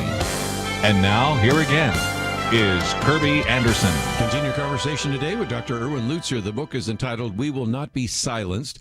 About 280 pages, great information, 10 chapters, and again, responding courageously to our culture's assault on Christianity. If you'd like to join the conversation, 1-800-351-1212. Let's head out to Georgia first. Bob, I think you have a comment as we were talking about this idea of free speech, and as we're going to get into in just a minute, the issue of propaganda. What would you like to add to the conversation? How you doing, Kerby? God bless you. Yes, go ahead. I just want to try to impress upon the Church of God in the United States that if we don't stand up against this tyranny that is so obviously tyranny to those who know a little bit about history, it comes right out of Karl Marx's little rule book, and the nightmare that will come upon America if the church doesn't stand up, which it is the church's job. It is the church's job to be the moral compass in a society, and when in the beginning, when this first thing happened and they said, oh, my goodness, you have to social distance and shut down everything, shut down the churches and this and that. The church, who is supposed to go by the scripture, which says, do not forsake the gathering, and all the more as you see the day approaching. So what about that, Dr. Lutzer? Because he's really talking about the church standing up. In a sense, that's really why you wrote the book, isn't it? It is. Now, when it comes to, the church and because of the COVID crisis, I think that there has to be some leniency here. Certainly, if this continues, the church has to push back against it, absolutely. But the church also has to recognize that it has a responsibility to the larger community. I'm much more concerned right now. Hopefully, this COVID experience is going to pass away, I hope, in the next couple of months. But I'm much more concerned about the church being paralyzed when it comes to such matters as same-sex marriage, when it comes to such matters as the full expression of the gospel. And I think that the church is more influenced by the culture than the culture influences, than the church influences the culture. I think I finally got that straight. So here's what I want to say, and I know, Kerby, you talked about the next chapter in my book, which has to do with propaganda. I want to say one word about propaganda, and then I'm going to jump to the other chapter that you referenced. Sure. And that is the purpose of propaganda is to so change people's perception of reality that no matter how much counter evidence they have, they will not change their minds. And in that chapter, I talk about how that is done, how we are being manipulated without us knowing it. And the simple fact is that propaganda is being used in a mighty way. For example, how can we account for the fact that the idea is that the police are really the great threat to America and not the anarchists who are burning down buildings? We have to sift through all of this and realize the power of propaganda. But to this man who just called, I want to say this also regarding the church and culture, and that has to do with the sexualization of our children that you referenced. Parents, and here I speak even of Christian parents, no longer raise their children. The culture does. And the cell phone in your teenager's hand does more to shape his or her view of reality than an hour of Sunday school and an hour of church. And one of the reasons that we are losing this culture and losing the impact of the church is that social media, which is instantly addictive, is really raising our children. It's like a woman told me when I gave my 13-year-old daughter a cell phone, I didn't realize that I might as well have given her first shot of heroin. So, Kerby, these kinds of issues are very important, and the church has been weakened because we haven't known where to draw the lines, and we've drawn lines and then we have overridden those lines, and we have not stood up for that which is right and simply taken the consequences. And again, you talk about social media in that chapter, and of course, in some respects, chapter 5 on propaganda, chapter 6 on sexualizing the children are really one and the same. But you also talk about the influence of the public schools. And if that's not bad enough, one of the things I love about you, Dr. Lutzer, is you really are willing to take on some issues, because you also talk about how some of these Christian colleges are actually capitulating to the culture. And so it's going to be important not only to pay attention to that cell phone in your child's hand, or whether you should even give them one, but then what they get in the public schools. But even if they say, well, my kids in Christian schools are going to Christian colleges, that isn't necessarily safe either. We're going to have a lot more discernment in the 21st century. And not only that, there's a lot of pressure, whether or not your school will get loans unless they go with the whole LGBTQ desire for rights, et cetera, et cetera. So you have that pressure. But speaking of colleges, here's what happens. The cell phone and social media raises the younger generation. They go to Christian colleges, and pretty soon they put pressure on the Christian colleges to expand their views of what is acceptable sexually. And so that's what really happens. And then these schools capitulate by saying, well, we need a conversation about this. And they're trying to appease the LGBTQ community and realize you can't just appease them partially. They're going to want cultural dominance. And so the pressure on schools is absolutely overwhelming. Unbelievable. Let's get into a couple of other issues, because one of those chapters is capitalism is the disease, socialism is the cure. And Dr. Lutzer, you know only so well that the younger you are, the more likely you are to think that socialism is better than capitalism, or that there's no difference. And so this has been a remarkable shift, and we've talked about it before, but you've dedicated a whole chapter to it, because you are starting to see how that's affecting not only what happens outside the church, but sometimes even what's perceived inside the church. What could sound better than free tuition, free health care, free this, free this? If the government can create $2.2 trillion just by moving some numbers on a screen created electronically, why can't it just continue to create money? Now, here's what you have to understand about socialism. Socialists always talk about how to divide money. They never talk about how to create it, because socialism cannot create wealth. It can only divide it. So, if you have a pie and you divide it up very equally, everybody gets the same piece. Well, the fact is, after the pie has been used up, there are no more pies.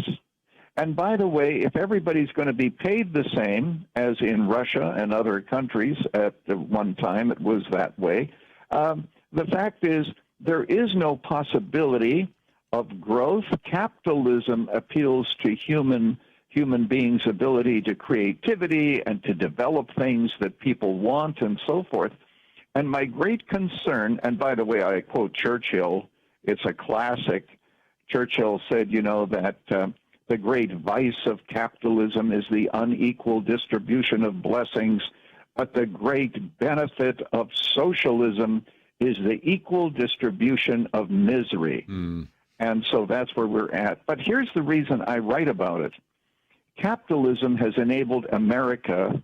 Americans are very generous. They give $400 billion a year to charitable causes.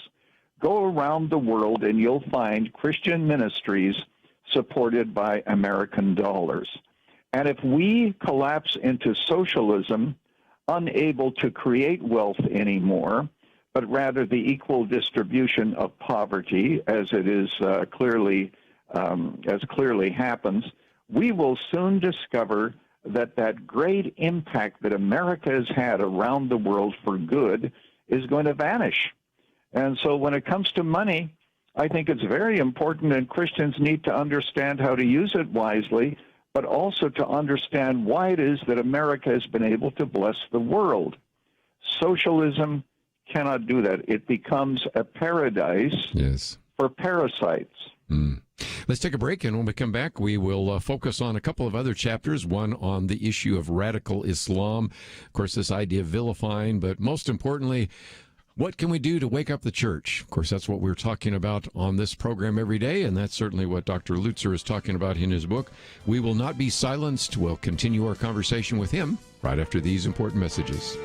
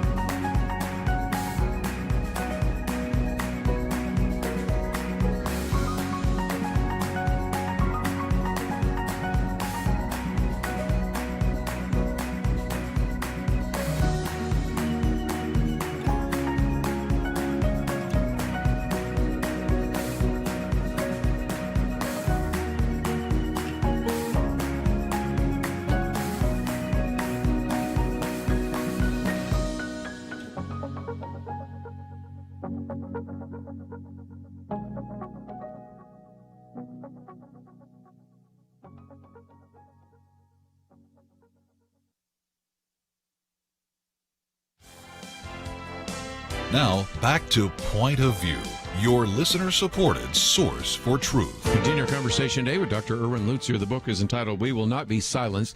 Let me just mention that we're going to have an open line after he is done with us today so that we can also hear from a few more of you as well. But I thought I might just go real quickly to Arizona and talk to Martha, because I think you're kind of trying to figure out how to speak to this issue of socialism with individuals that you interact with. True?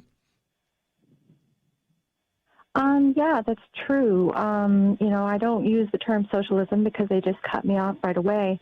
And I don't know how to influence people who just really won't listen. It's almost like a deer in the headlights look. And I have to be careful because a lot of these people I work with, they seem like rational people, but they're all for, dividing the wealth and but they don't see the other side of it. And, other than supporting the radio station and trying to educate myself, I don't know how to influence these people. They just don't hear it. Let's, if we can, Dr. Lutzer, sometimes especially I'm talking to a young person, say, well, do you like people telling you what to do? And they go, no. Well, that's what you're going to get with socialism, because they're going to tell you what you can and can't do. They're going to extend into your life. Do you like paying more taxes? No. Well, that's what you're going to be doing if you're going to a democratic socialist idea. So there's some conversation starters, but what would you recommend? Well, quote the words of Margaret Thatcher, who said the problem with socialism is pretty soon you run out of other people's money. And so the question is, what do we do when we run out of other people's money?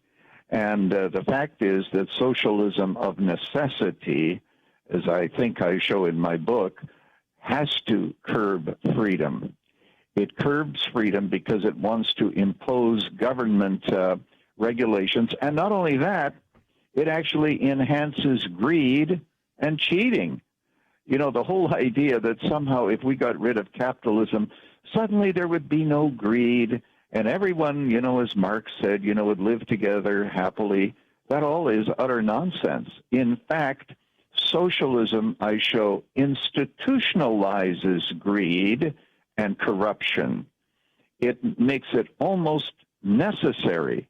So capitalism isn't perfect because the human heart isn't, but obviously it is best. But when you come across people who aren't willing to listen, you just need to befriend them, be patient, and so forth. Because as I show in the chapter on propaganda, remember the purpose of propaganda, to so change people's perception of reality that even when faced with a mountain of evidence, they will not change their minds. So that's the challenge we're up against.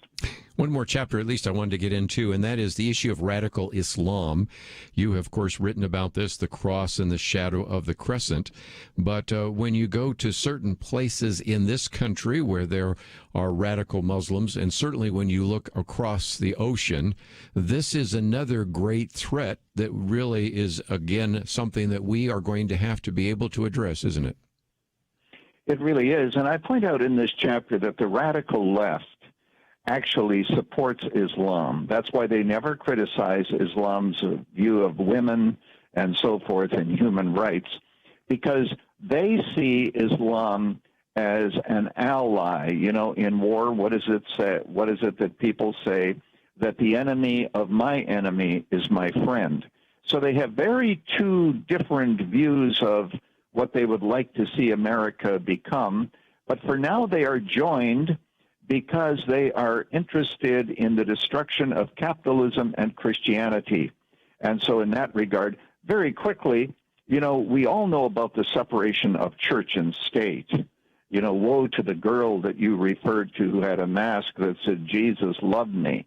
But the fact is that Islam can be taught in our schools, and it's tolerated by the ACLU. I show that. And parents who object are told that they are racist and they are intolerant and all the rest. And so we live here with two different standards, and we need to see what we are up against in our society. Just before I let you go, one of your chapters is on the idea of wake up. And, of course, that's the reason that you wrote the book. This is the reason you write so many different books. But this is going to be a great challenge for the church in the 21st century, isn't it? It really is. And the title of the chapter is Strengthen What Remains. It's what Jesus said to the church in Sardis. And I go into a very brief history of Sardis. And Sardis no longer saw the world as an enemy. And then I go through and I show what I think Jesus might say to today's church if he were to write a letter to us.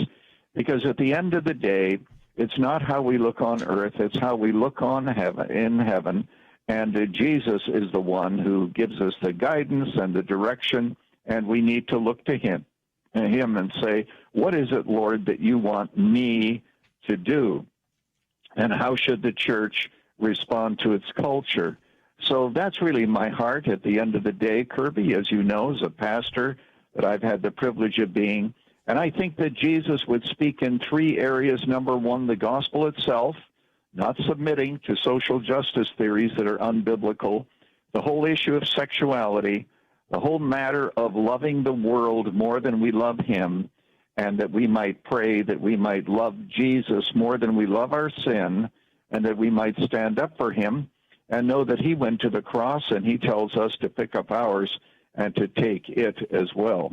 So that's really where we're at. And my intention is that this book would wake people up, help them to understand, but give them the courage to stand strong and to know that throughout 2,000 years of church history, the church has always been an island of righteousness in a sea of paganism, having to stand against the culture. So just because it's new for us in America, the believers, our brothers and sisters throughout the years, have always had to do that. So let's join them. Let's not feel sorry for ourselves or be angry. Let us speak in love, but let us speak. And remember the words of Bonhoeffer, he who is silent in the face of evil actually does speak. And we are being shamed into silence. I point out that many people are not talked out of their faith, but they are mocked out of it. The question is, are we willing to endure that for Jesus or not? And again, that's a whole chapter that you've addressed on that as well. The book, one last time, is We Will Not Be Silenced. It is by Dr. Erwin Lutzer, responding courageously to our culture's assault on Christianity.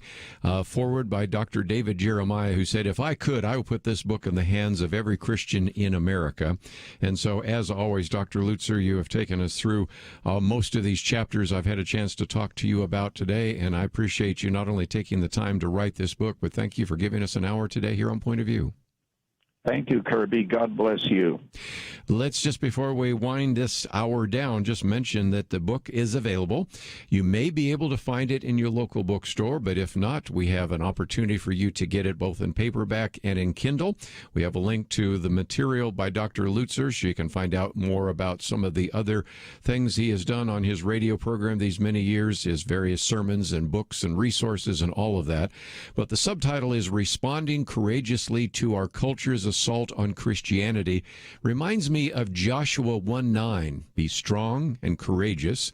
Do not be frightened. Do not be dismayed, for the Lord your God is with you wherever you go. Those were wise words and certainly comforting words back in the Old Testament. They're still applying to our world today. And as we look at some of these great challenges, the attempt to rewrite history, the attempt to sexualize our children, the promotion of things like socialism, the acceptance of radical Islam, and even the loss of free speech and the promotion of propaganda.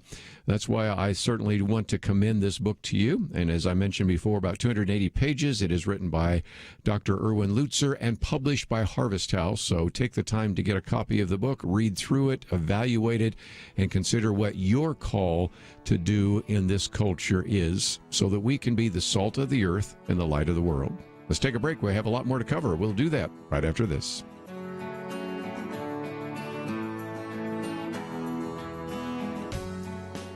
Having civil conversations about important issues seems to be harder and harder. Various media outlets tell people what they should believe, why they should be outraged, and getting people to actually think, well, it can be difficult.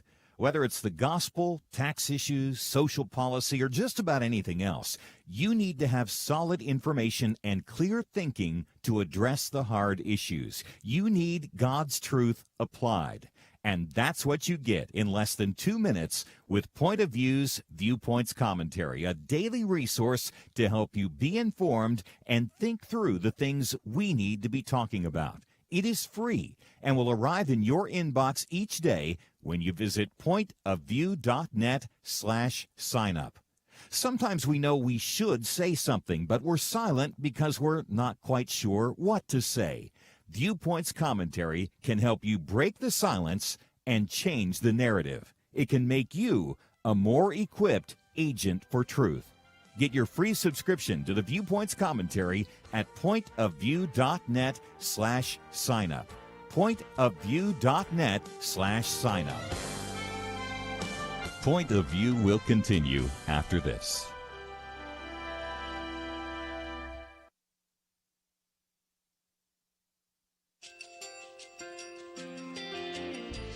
I just want to thank you so much for all the wonderful programming you have.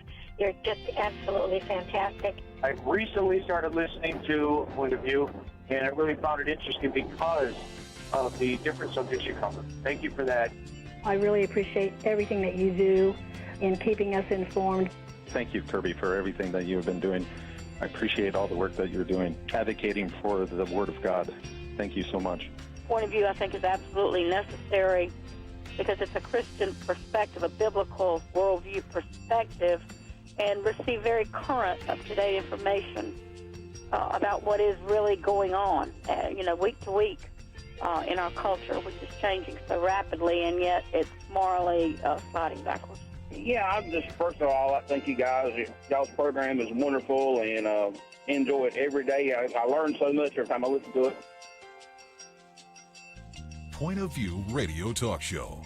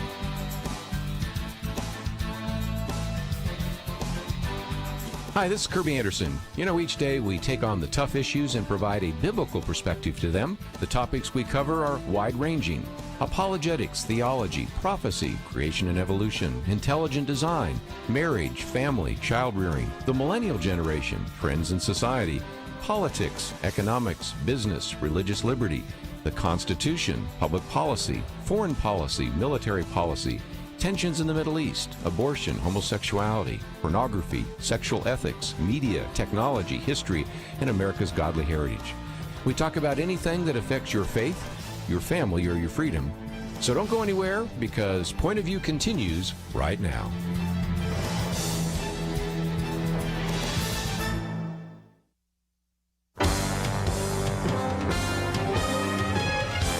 Across America, live.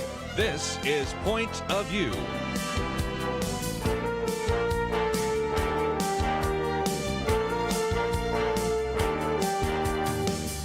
And now, Kerby Anderson.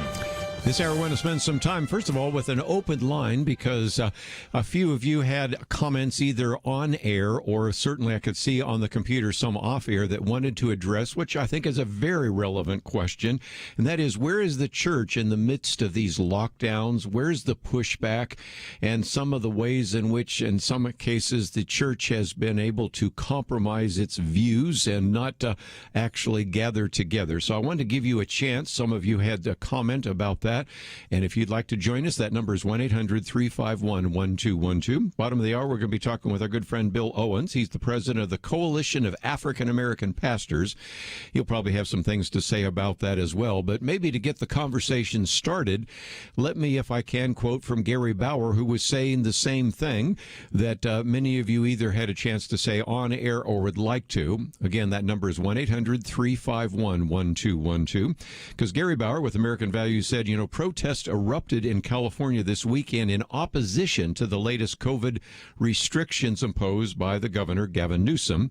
He points out that many sheriffs are refusing to enforce Newsom's latest lockdown orders. And if you have not seen some of those, it might even be worth doing an interview with some of those people if they are available. And he said, Gary Bauer said, it must be noted that Gavin Newsom and other California politicians are not abiding by the restrictions that they are imposing on the other people. I talked about that the other day, and he certainly is well aware of that. And so he said it's no surprise then that these weekend demonstrations are taking place. But here's the question. But why is there not an outpouring, he says, of Christians seeking to protect their First Amendment rights? How can Walmarts and casinos have more rights than churches and synagogues to be open? He points out that many people are watching this right now, and as a result, if they really would like to shut down the churches, and they're noticing how compliant the churches have become, and again, I recognize there's some exceptions. We've talked about John MacArthur and many others, so it's not like I'm painting with a completely broad brush, but still, they recognize maybe when they see this that there's very little fight left in the churches. And so they recognize maybe that's why they are becoming so bold, because they think their radical agenda will be so much easier to implement because Christians aren't really willing to stand up for their First Amendment rights. Anyway, let me get back to Gary Bauer. He says, meanwhile, there's growing evidence that the past 8 months have been a disaster for mental health, from a spike in suicides to higher rates of depression and anxiety. Many Americans are suffering from these lockdowns. And he points out that while large churches were able to seamlessly switch to Zoom and other online platforms, he says we would never may ever know how many small churches permanently closed. We may never know how many Christians deprived of the love and support they derive from their church are now part of those sad statistics. So Gary Bauer goes on to say, and what are children and grandchildren supposed to think when they see patrons of bars and gyms expressing more passion about keeping those establishments open than Christians are about keeping their churches open? And he says, please take a moment in the days ahead to check on someone in your church community. or perhaps on your own family who you've not heard from for a while. Ask how they are getting along and let them know that you're thinking about them. You may never know just how much that might mean to them and what a difference it could make in their lives. And he says, please encourage your pastor or even your rabbi to be bold and unapologetic about the essential services that our houses of worship provide, especially in these trying times. So what about that? Is there a place for the church to rise up? Is there a place for the church to wake up, as we were talking about with Dr. Erwin Lutzer? And we want to give you that opportunity. It's a national forum, and you'll have a chance to speak to probably more people by calling in than you would if you were to go and travel around from city to city for the rest of your life. You're going to have a chance to talk to a lot of individuals, so let's hear what you have to say. We'll go to first the state of Texas. Philip, what would you like to add to our conversation today? I've approached many of my Christian friends with the 10-point sermon called Why the American Church Has No Power. And tenet number 8 was, at what point is you and your church willing to stand up and say enough is enough? And the general answer that I've gotten from most of my very good Christian friends is, we don't know. We don't know. Don't know. That's a sad answer, isn't it? Well, I asked a good friend of mine yesterday, I said, if you teach in your Sunday school lesson to your teenage grandchildren that homosexuality is wrong and that a marriage is between a man and a woman, and the state says we're going to shut down your church and take your grandchildren away, would that make you stand up and fight? And I got no answer. Well, that maybe tells you a little bit about the state of the church today, and that's one of the reasons why we do interviews with people like George Barna to talk about the need for us to develop a consistent and comprehensive worldview, and that is certainly something that we've talked about so many times, and that's why we have Dr. Erwin Lutzer with us as well today, and had some time to hear from him, just because in some respects it is partially it's issue of education, and then partly it is also an issue of courage. And so I can't expect people that don't know the biblical perspective or have never really kind of thought through how to apply a biblical worldview to their lives. But the second part is even more difficult, because Dennis Prager said this the other day, and I'm beginning to agree with him, that one of the most important characteristics of a person is courage. And it's one of those that's very short in supply. And people will cave very quickly over some of those issues. And so the issue of courage, I think, is another topic that we have addressed. And I thought it was striking, as I mentioned, that the subtitle of the book is Responding Courageously to Our Culture's Assault on Christianity. And I sort of ended with Joshua 1:9, be strong and courageous. And if people are saying, well, I just don't want to rock the boat, I just really don't want to stand up, there's no reason for me to push back, then I guess we're going to encounter all of the things that this hostile culture is going to foist upon us, because we don't have enough people willing to stand up and say enough is enough. I have one more comment. Okay. The concept of incrementalism or gradualism taught in the Communist Manifesto has overrun and diluted and hypnotized our church into inaction. Yes, because I guess I'll let you there. But again, that issue of incrementalism is really important. I think you had a very good point. You know, there's a metaphor that's used, which is not accurate, but is used all the time, the frog in the kettle, you know, and that is if you put theoretically a frog in a kettle and you warm up the water over time, it won't jump out. Now, it turns out that's biologically not quite true, but you can get the illustration that if you throw it into hot, it'll jump right back out. But if you warm it up gradually, people don't notice. And it's a great illustration. As a matter of fact, George Barna even had a book called Frog in a Kettle. And even though some of it biologically isn't true, you can get the concept. And that is because things happen so incrementally, people don't see how that has changed.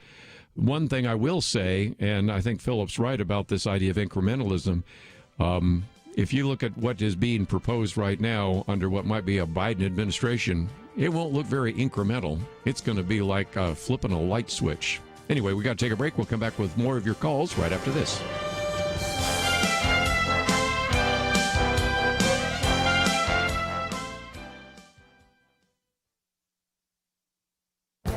This is Viewpoints with Kerby Anderson.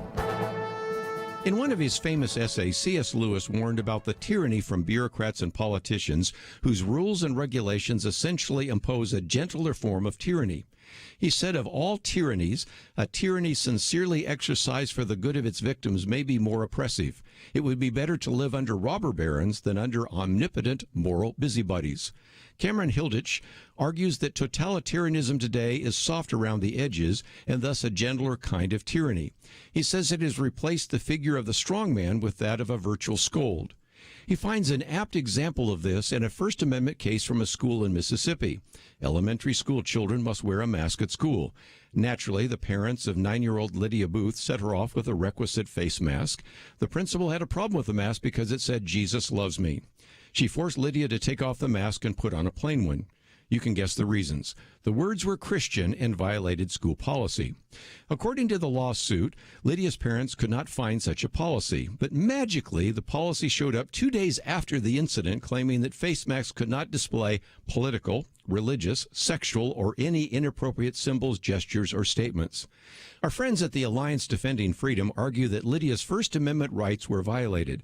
They also point out that other children wore masks with sports team logos and political messages such as Black Lives Matter without incident. Hilditch concludes that the family and the lawyers have an excellent First Amendment case. I would also agree with his call for us to challenge these prevailing secular progressive ideas in the public arena. I'm Kerby Anderson, and that's my point of view.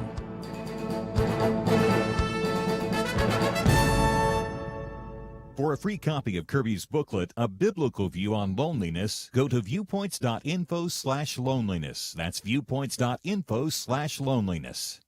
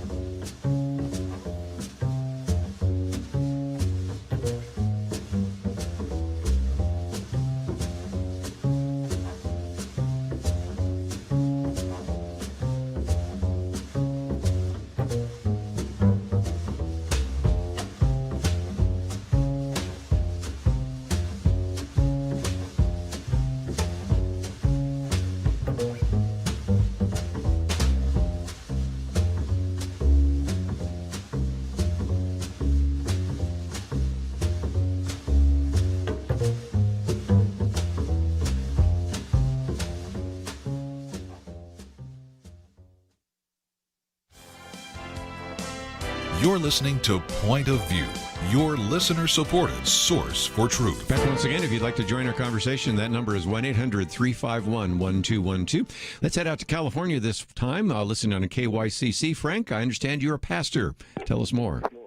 Yeah, we're a real small church, and when the lockdown happened, when we got into the purple tier again, which basically closes indoor services, we just decided we're just going to keep going, because in times like this, people need two things: they need God, they need each other. Mm-hmm. And with the lockdown, where both the things are being taken away.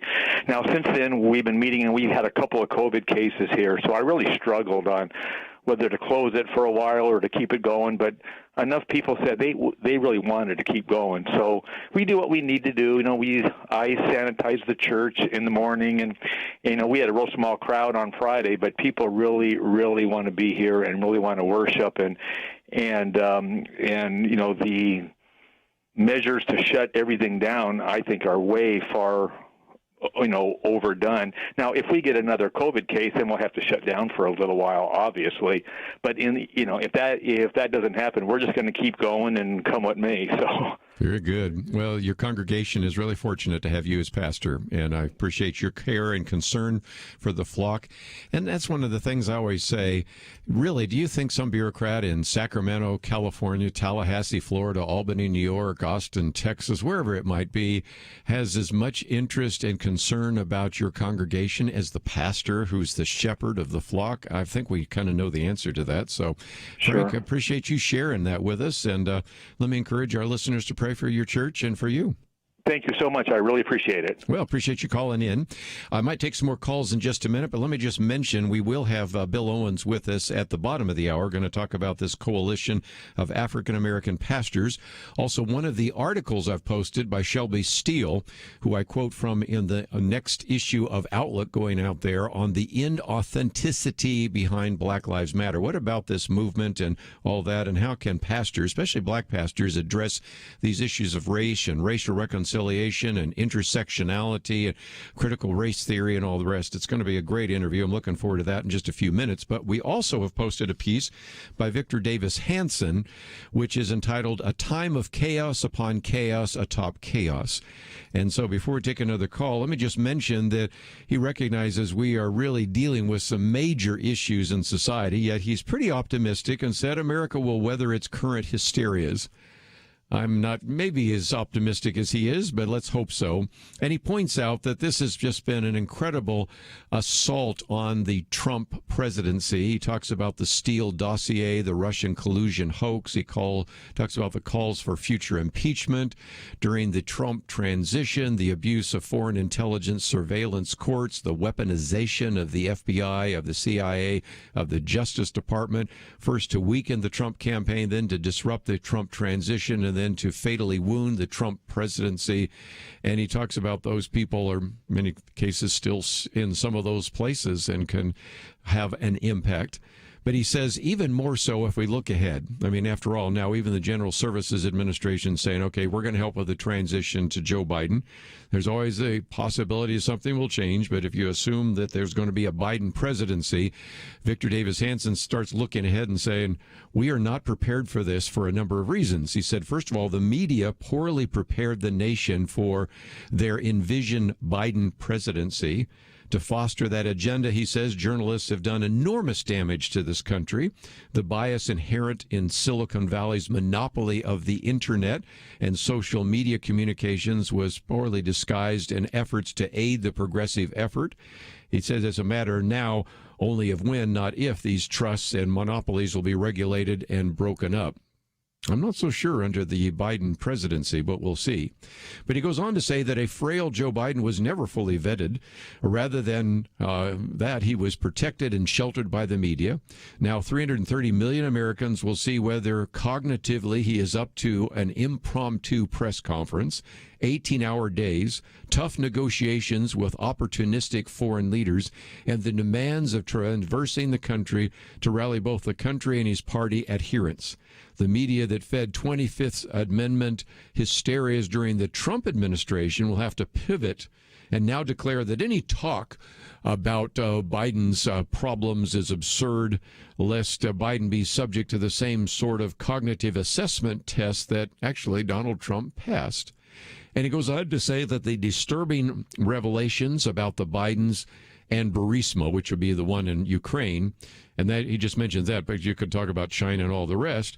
As a result, during the whole Biden administration, possibly, Hunter Biden will remain an object of scrutiny and investigation, along with many of his now angry associates who feel betrayed and are either ready to talk about their misplaced loyalty or try to broker ways out of their complicity. That's kind of interesting. And, of course, some people wonder whether or not that will be used to then remove him from office and then put Kamala Harris waiting in the wings to become the president. And he says, so no one knows to what degree further revelations will emerge about the Biden family corruption, only that those allocations have heretofore been ignored, but not just ignored, basically deliberately smothered by the media. And this is not, he says, a sustainable effort. The smell of scandal will linger throughout the Biden presidency. He then goes on in the last couple of paragraphs, and this is in the last paragraphs of just the first half, because he has about 6 pages. The second half is about the Republican Party, which I'll leave on the table. But he points out that, most importantly, Americans have no idea of what the latest incarnation of Joe Biden will bring. Biden only gave scripted and teleprompted bromides from his basement. The media never pressed him to be clear on issues like the China reset, the Middle East recalibration, fracking, the Green New Deal, reparations, the wall, and open borders, proposed tax increases, and on and on. So the country has little warning whether the Biden administration will be guided by the hard left agenda of Kamala Harris, the Squad, or Senators Elizabeth Warren or Bernie Sanders, or stung by the rejection of progressive extremism in the congressional elections and the close presidential race move to the center. I have my doubts, by the way. But nevertheless, those are the two options.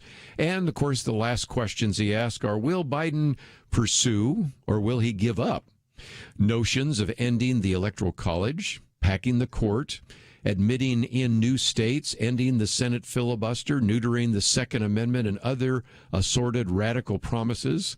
Whatever he decides, it will disappoint his left-wing base, but also, on the other hand, could disappoint his swing state terrified congressional Democrats, and most importantly, the bewildered American people. And so I might add to that a piece by Matt Vespa. I haven't posted this one, but he talks about the fact that right now, if you're maybe disappointed with the outcome of the election, there are people that are even more disappointed, and those would be all the progressives who actually came expecting that Democrats are going to pick up an additional 10 to 15 seats and instead may lose that many, and thus Nancy Pelosi will have the smallest House majority since the New Deal, I think really since 1919, but I'll use his numbers there. And so as a result, all these radical ideas that they wanted to push through Congress probably will not go through. And so some of these individuals who were the kind of the left and the base of the Democratic Party might be asking, this is in about the middle of his very, very long and detailed commentary, they might be asking, why did I vote for this guy? And that, I guess, if nothing else, you don't always get what you want. Certainly is the case. And that goes for both camps, because indeed there are people that are saying, well, it doesn't look like Donald Trump's going to secure a second term. But even for those that are absolutely convinced that Joe Biden's going to be the next president, they're not so sure what's going to happen there as well. And the point is, they're never going to have the majorities they wanted to begin to push forward on things like defunding the police, raising taxes, grabbing your guns, socialized medicine, and a variety of others, because after all, you can't win an election when you make fun of the non-college educated, when you call for grabbing people's guns, when you say we need to defund the police, and by the way, we have no place for people who believe in God. That is a quick way, as I think the Democrats discovered, of how to lose an election. They were so hoping that this tsunami, this blue wave would just come crashing on the American shore, and all sorts of things that weren't accomplished in 8 years under Barack Obama finally would be accomplished under a Harris-Biden administration. By the way, I use that switch because many people have a pretty good idea of who's actually going to be running much of what comes out of the Oval Office. So we will see, but this piece by certainly Victor Davis Hanson, as well as another piece that we will talk about in just a minute on Black Lives Matter, will be some material that you can find on our website. But when we come back, we're going to spend some time talking with Bill Owens, the Coalition of African American Pastors. We'll be talking with him about that right after these messages. Election day has come and gone, so tell me, do people like you need to be more or less vigilant, more or less informed, more or less involved in making an impact? I think the answer is clear. Those who value freedom of conscience and religious liberty need to do more than ever to stand up for what the founders gave us and put America on track for greatness. Yes, we face challenges, but it's in the hard times that the greatest victories are seized and won. I urge you today, right now, to seize this opportunity and join the Point of View Radio Truth Team. Be part of the solution our nation needs. Visit pointofview.net/team or call 1-800-347-5151. The election is not the end of anything. It's another beginning. And when you join the Truth Team, you make it possible for millions of people to get the real news they desperately need and the practical marching orders that Kerby and the team at Point of View Radio give each day. Join us now in this critical moment. pointofview.net/team and 800-347-5151. Point of View will continue after this.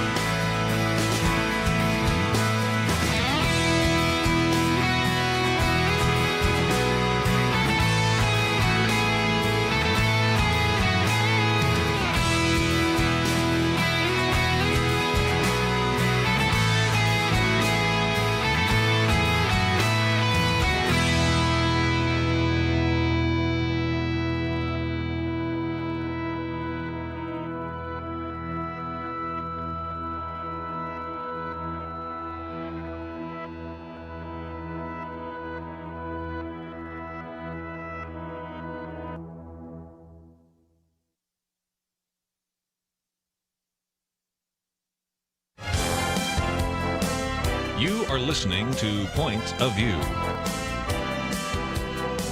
The opinions expressed on Point of View do not necessarily reflect the views of the management or staff of this station. And now, here again is Kerby Anderson. Back for the final hour, half hour. If you'd like to join the conversation, that number is 1-800-351-1212. One of the articles I've posted by Shelby Steele, the inauthenticity behind Black Lives Matter. Of course, he's talking about the movement, but if you're saying, who's Shelby Steele? This is why I would encourage many of you to take the time to, if you haven't already subscribed to our Outlook magazine, this is something that we make available to our donors. And the December issue, which is going out shortly, has a very short commentary that I've done on racial disparities, but then I have a piece on the whole issue of race and racial reconciliation. And one of the things that we've been told so often is we really should be listening to the black community. And I thought, that's good. As a matter of fact, let's listen to individuals with impeccable academic credentials who are African American, who also will spend some time talking about some of the issues that maybe you don't hear in the mainstream media. So I take you really through three individuals and give you a chance to hear, first of all, what Dr. Thomas Sowell has to say. He is, of course, black, African-American, and a senior fellow at the Stanford University's Hoover Institution. I think he just turned 90, if I remember right. We were talking about that. And so certainly we take you through some of his research and some of his work on that issue. Then I take you to Dr. Walter Williams, also, again, African-American economics professor at George Mason University, has his degrees from Cal State University and Los Angeles, as well as his master's degree, his PhD from UCLA. And then I take you through some of the material written by Shelby Steele, who is the person that has written this article that I've posted today here on Point of View. And then I also have in this edition a very good piece written by Colonel Allen West, which is entitled A Black Man's Letter to Black Lives Matter. So we take on that. And then Liberty McCarter does a little bit of history on that very important issue as well, in terms of what was really happening. Why did we have Jim Crow, and what about the Civil Rights Act and a number of other issues? So those are all very important topics that we have addressed. And it's interesting that Shelby Steele, in the article that I've posted here, actually says that Senator Tim Scott of South Carolina gave, he says, a remarkable speech at this year's Republican National Convention. And he says, yes, here was a black man at a GOP or Republican event. So there was a whiff of identity politics. When we see color these days, we expect ideology to follow. But Shelby Steele says Senator Scott's charisma that night was simply that he spoke as a person, not as a spokesperson for his color. And then Shelby Steele goes on and talks about some others, and that would be Burgess Owens, Herschel Walker, Daniel Cameron, and a number of others. A parade, he said, of individuals, and in their speeches, that human beings stepped out from behind the identity, telling personal stories that reached for human connections with the American people. So rather than the usual posturing for leverage with tales of grievance, it was all very fresh and compelling. I'll let you read the rest of it, but we now have been able, I thought we had a connection to, I guess we'll get to him in just a minute, Bill Owens, because, again, we wanted to spend some time talking not only about this coalition of African-American pastors, but also last year his book, A Dream Derailed, How the Left Hijacked Civil Rights to Create a Permanent Underclass, is something that his book is about. And while I'm still waiting for us to make that connection, let me point out that this is another part of something that Shelby Steele has written about in the past, because he points out that back in 1964, we had what some people have called America's Great Confession, because in 1964, we were able to pass, as a country, the 1964 Civil Rights Act. And as a result, America effectively confessed to a long and terrible collusion with the evil of racism. And he then puts in parentheses, President Kennedy was the first president to acknowledge that civil rights was a moral issue. And he says this triggered nothing less than a crisis of moral authority that threatened the very legitimacy of American democracy. And I've seen Shelby Steele write about that before. And then he goes on to say that even today, almost 60 years beyond the Civil Rights Act, groups like Black Lives Matter, and he's talking about the movement, along with various grievance industries, use America's insecure moral authority about race as an opportunity to assert themselves. And that is, again, one of those questions. And so he says, in a culture, whites and American institutions are effectively mandated by this confession to prove their innocence of racism as a condition of moral legitimacy. Blacks, in turn, are mandated to honor their new freedom by developing into educational and economic parity with whites. If whites achieve racial innocence and blacks develop into parity with whites, then America will have overcome its original sin and democracy will have become manifest. And again, these are quotes from Shelby Steele. So he goes on and say that this was America's kind of post-confession bargain between the races. Innocence on the white hand, development on the black. It developed and defined an old order with which those convention speakers seemed to break. But there is a problem with these mandates. To achieve their ends, they both need blacks to be victims. Whites need blacks they can save to prove their innocence of racism. Blacks must push themselves forward as victims, the better to make their case for entitlements. And so Shelby Steele has been writing about this for some time, talking about what he used to refer to as the Great Confession of America, because it kind of changed the whole equation after 1964. It was supposed to actually move us forward. In some respects, it sort of locked us into those status. Well, let's go back to Shelby Steele, because he says this is a corruption because it makes black suffering into a moral power to be wielded rather than a condition to be overcome. This is the power that blacks discovered in the 1960s. It gained us the war on poverty, affirmative action, school busing, public housing, and so on, but it also seduced us into turning our identity into a virtual cult of victimization, as if our persecution was our eternal flame, the deepest truth of who we are, a tragic fate we trade on. After all, in an indifferent world, it may feel better to be a victim of a great historical injustice than a person left out of history when that injustice recedes. And he said, yet there is an elephant in the room. It simply is that we blacks aren't much victimized anymore. Shelby Steele counts himself as one, of course. Today we are free to build a life that won't be stunted by racial persecution. Today we are far more likely to encounter racial preferences than racial discrimination. Moreover, he says we live in a society that generally shows us goodwill, a society that has isolated racism as its most unforgivable sin. And so he said this lack of victimization amounts to an absence of malice that profoundly threatens the victim-focused black identity. Who are we without the malice of racism? Can we be black without being victims? The great diminishment, not eradication of racism since the 1960s means that our victim-focused identity has become, he says, an anachronism. Well suited for the past, but it strains for relevance in the present.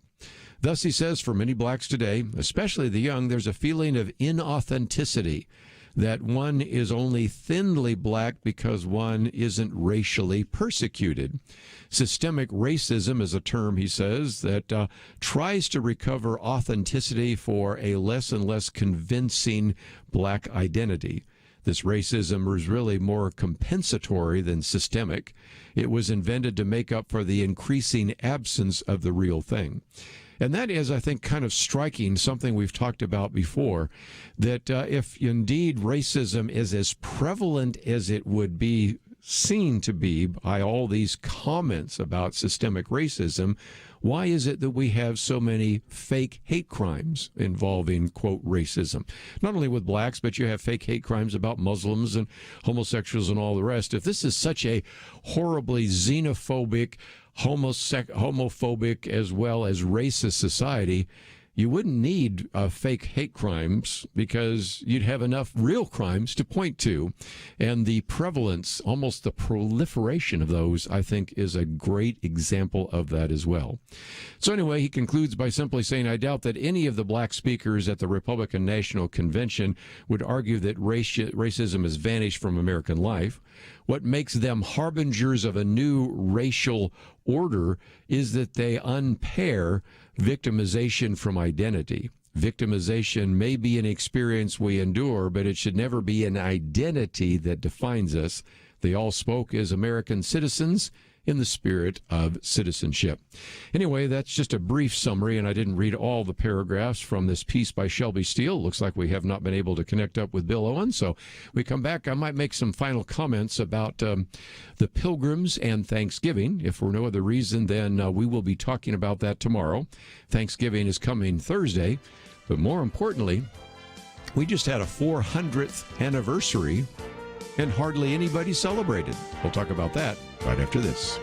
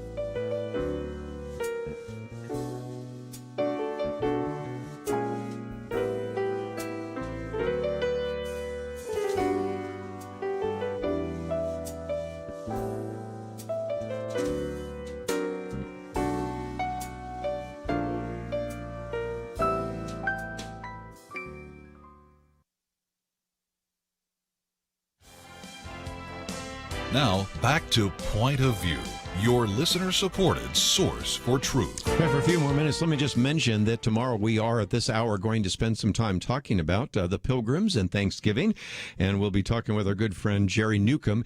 He has produced a very good video, which you might want to get a copy of, which not only tells us the story of the Pilgrims here in America, but really gives you almost two-thirds of the video is the backstory, what was happening in England, the Church of England, and all sorts of other issues and interviews.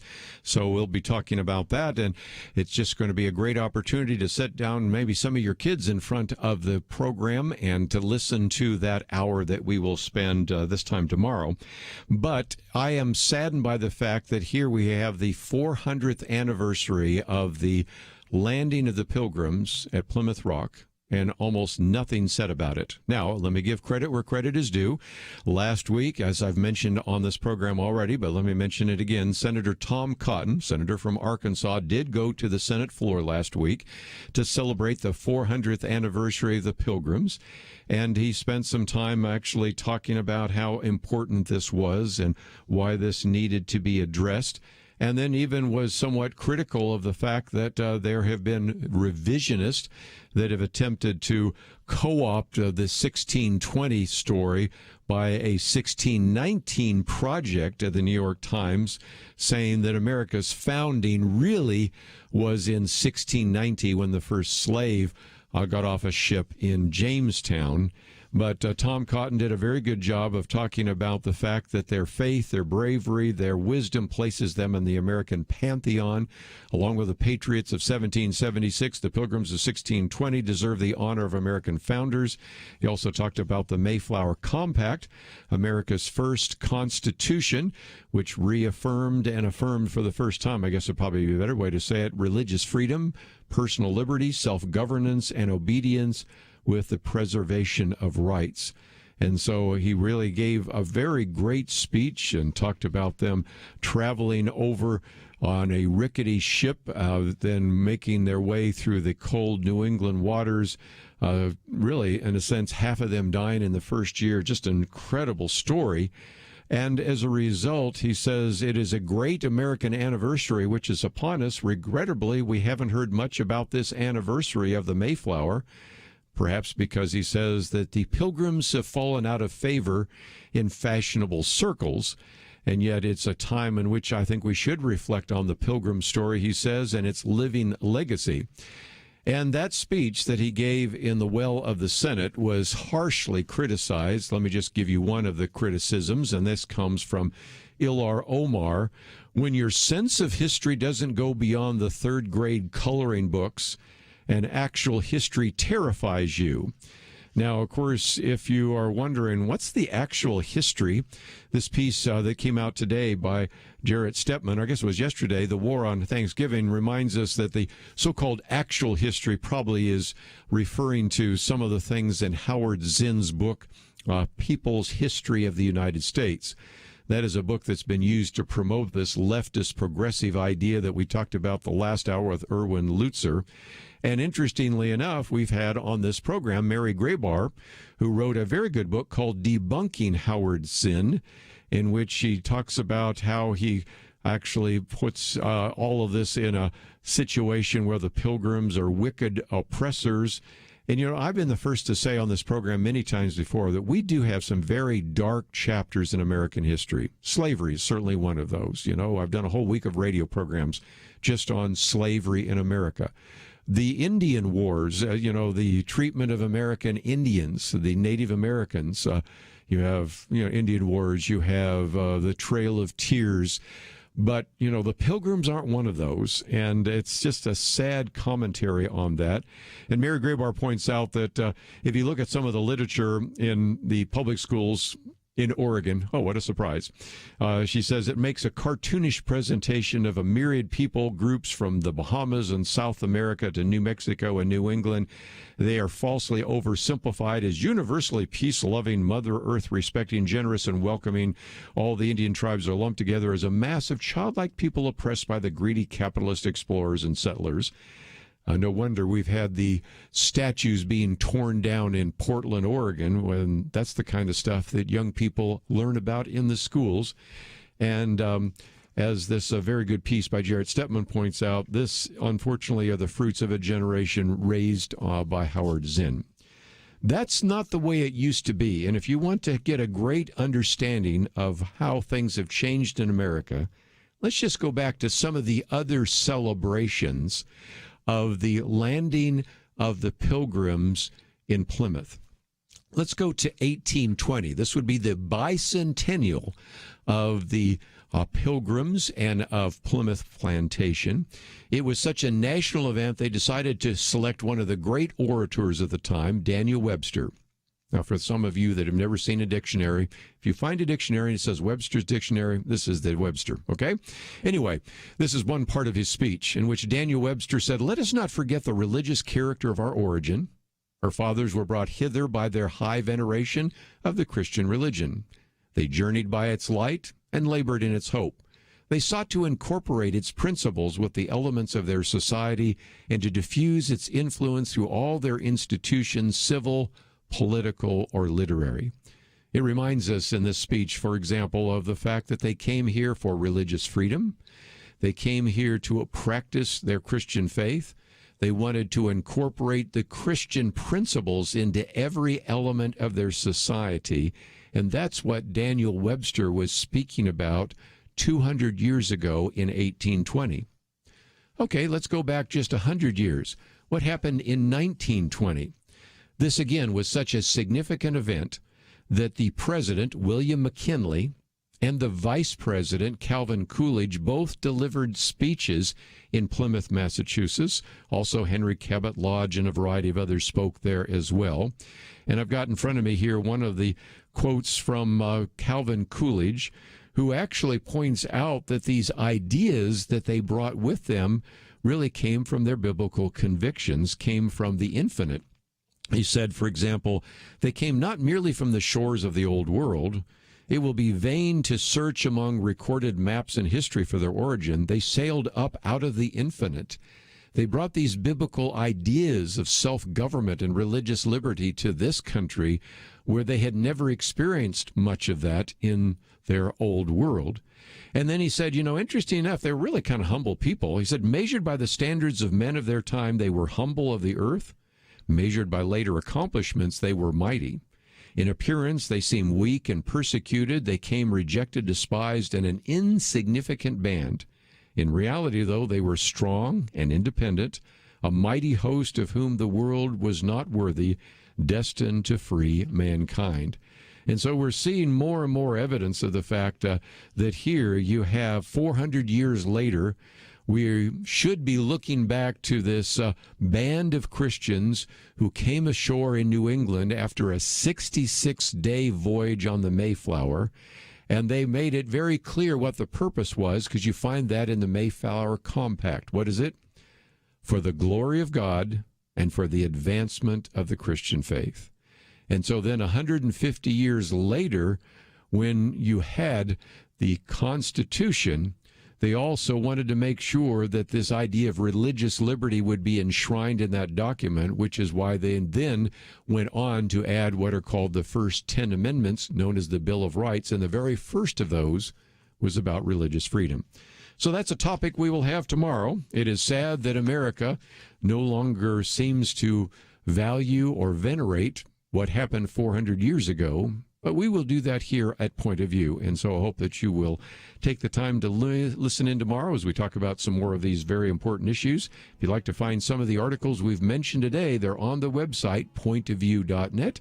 Most importantly, I want to thank Andrew for his help as an engineer, as well as for Steve and his help as a producer. We'll see you back here tomorrow, right here on Point of View. Having civil conversations about important issues seems to be harder and harder. Various media outlets tell people what they should believe, why they should be outraged, and getting people to actually think, well, it can be difficult. Whether it's the gospel, tax issues, social policy, or just about anything else, you need to have solid information and clear thinking to address the hard issues. You need God's truth applied. And that's what you get in less than 2 minutes with Point of View's Viewpoints Commentary, a daily resource to help you be informed and think through the things we need to be talking about. It is free and will arrive in your inbox each day when you visit pointofview.net/signup. Sometimes we know we should say something, but we're silent because we're not quite sure what to say. Viewpoints Commentary can help you break the silence and change the narrative. It can make you a more equipped agent for truth. Get your free subscription to the Viewpoints Commentary at pointofview.net/signup. Pointofview.net/signup. Point of View is produced by Point of View Ministries.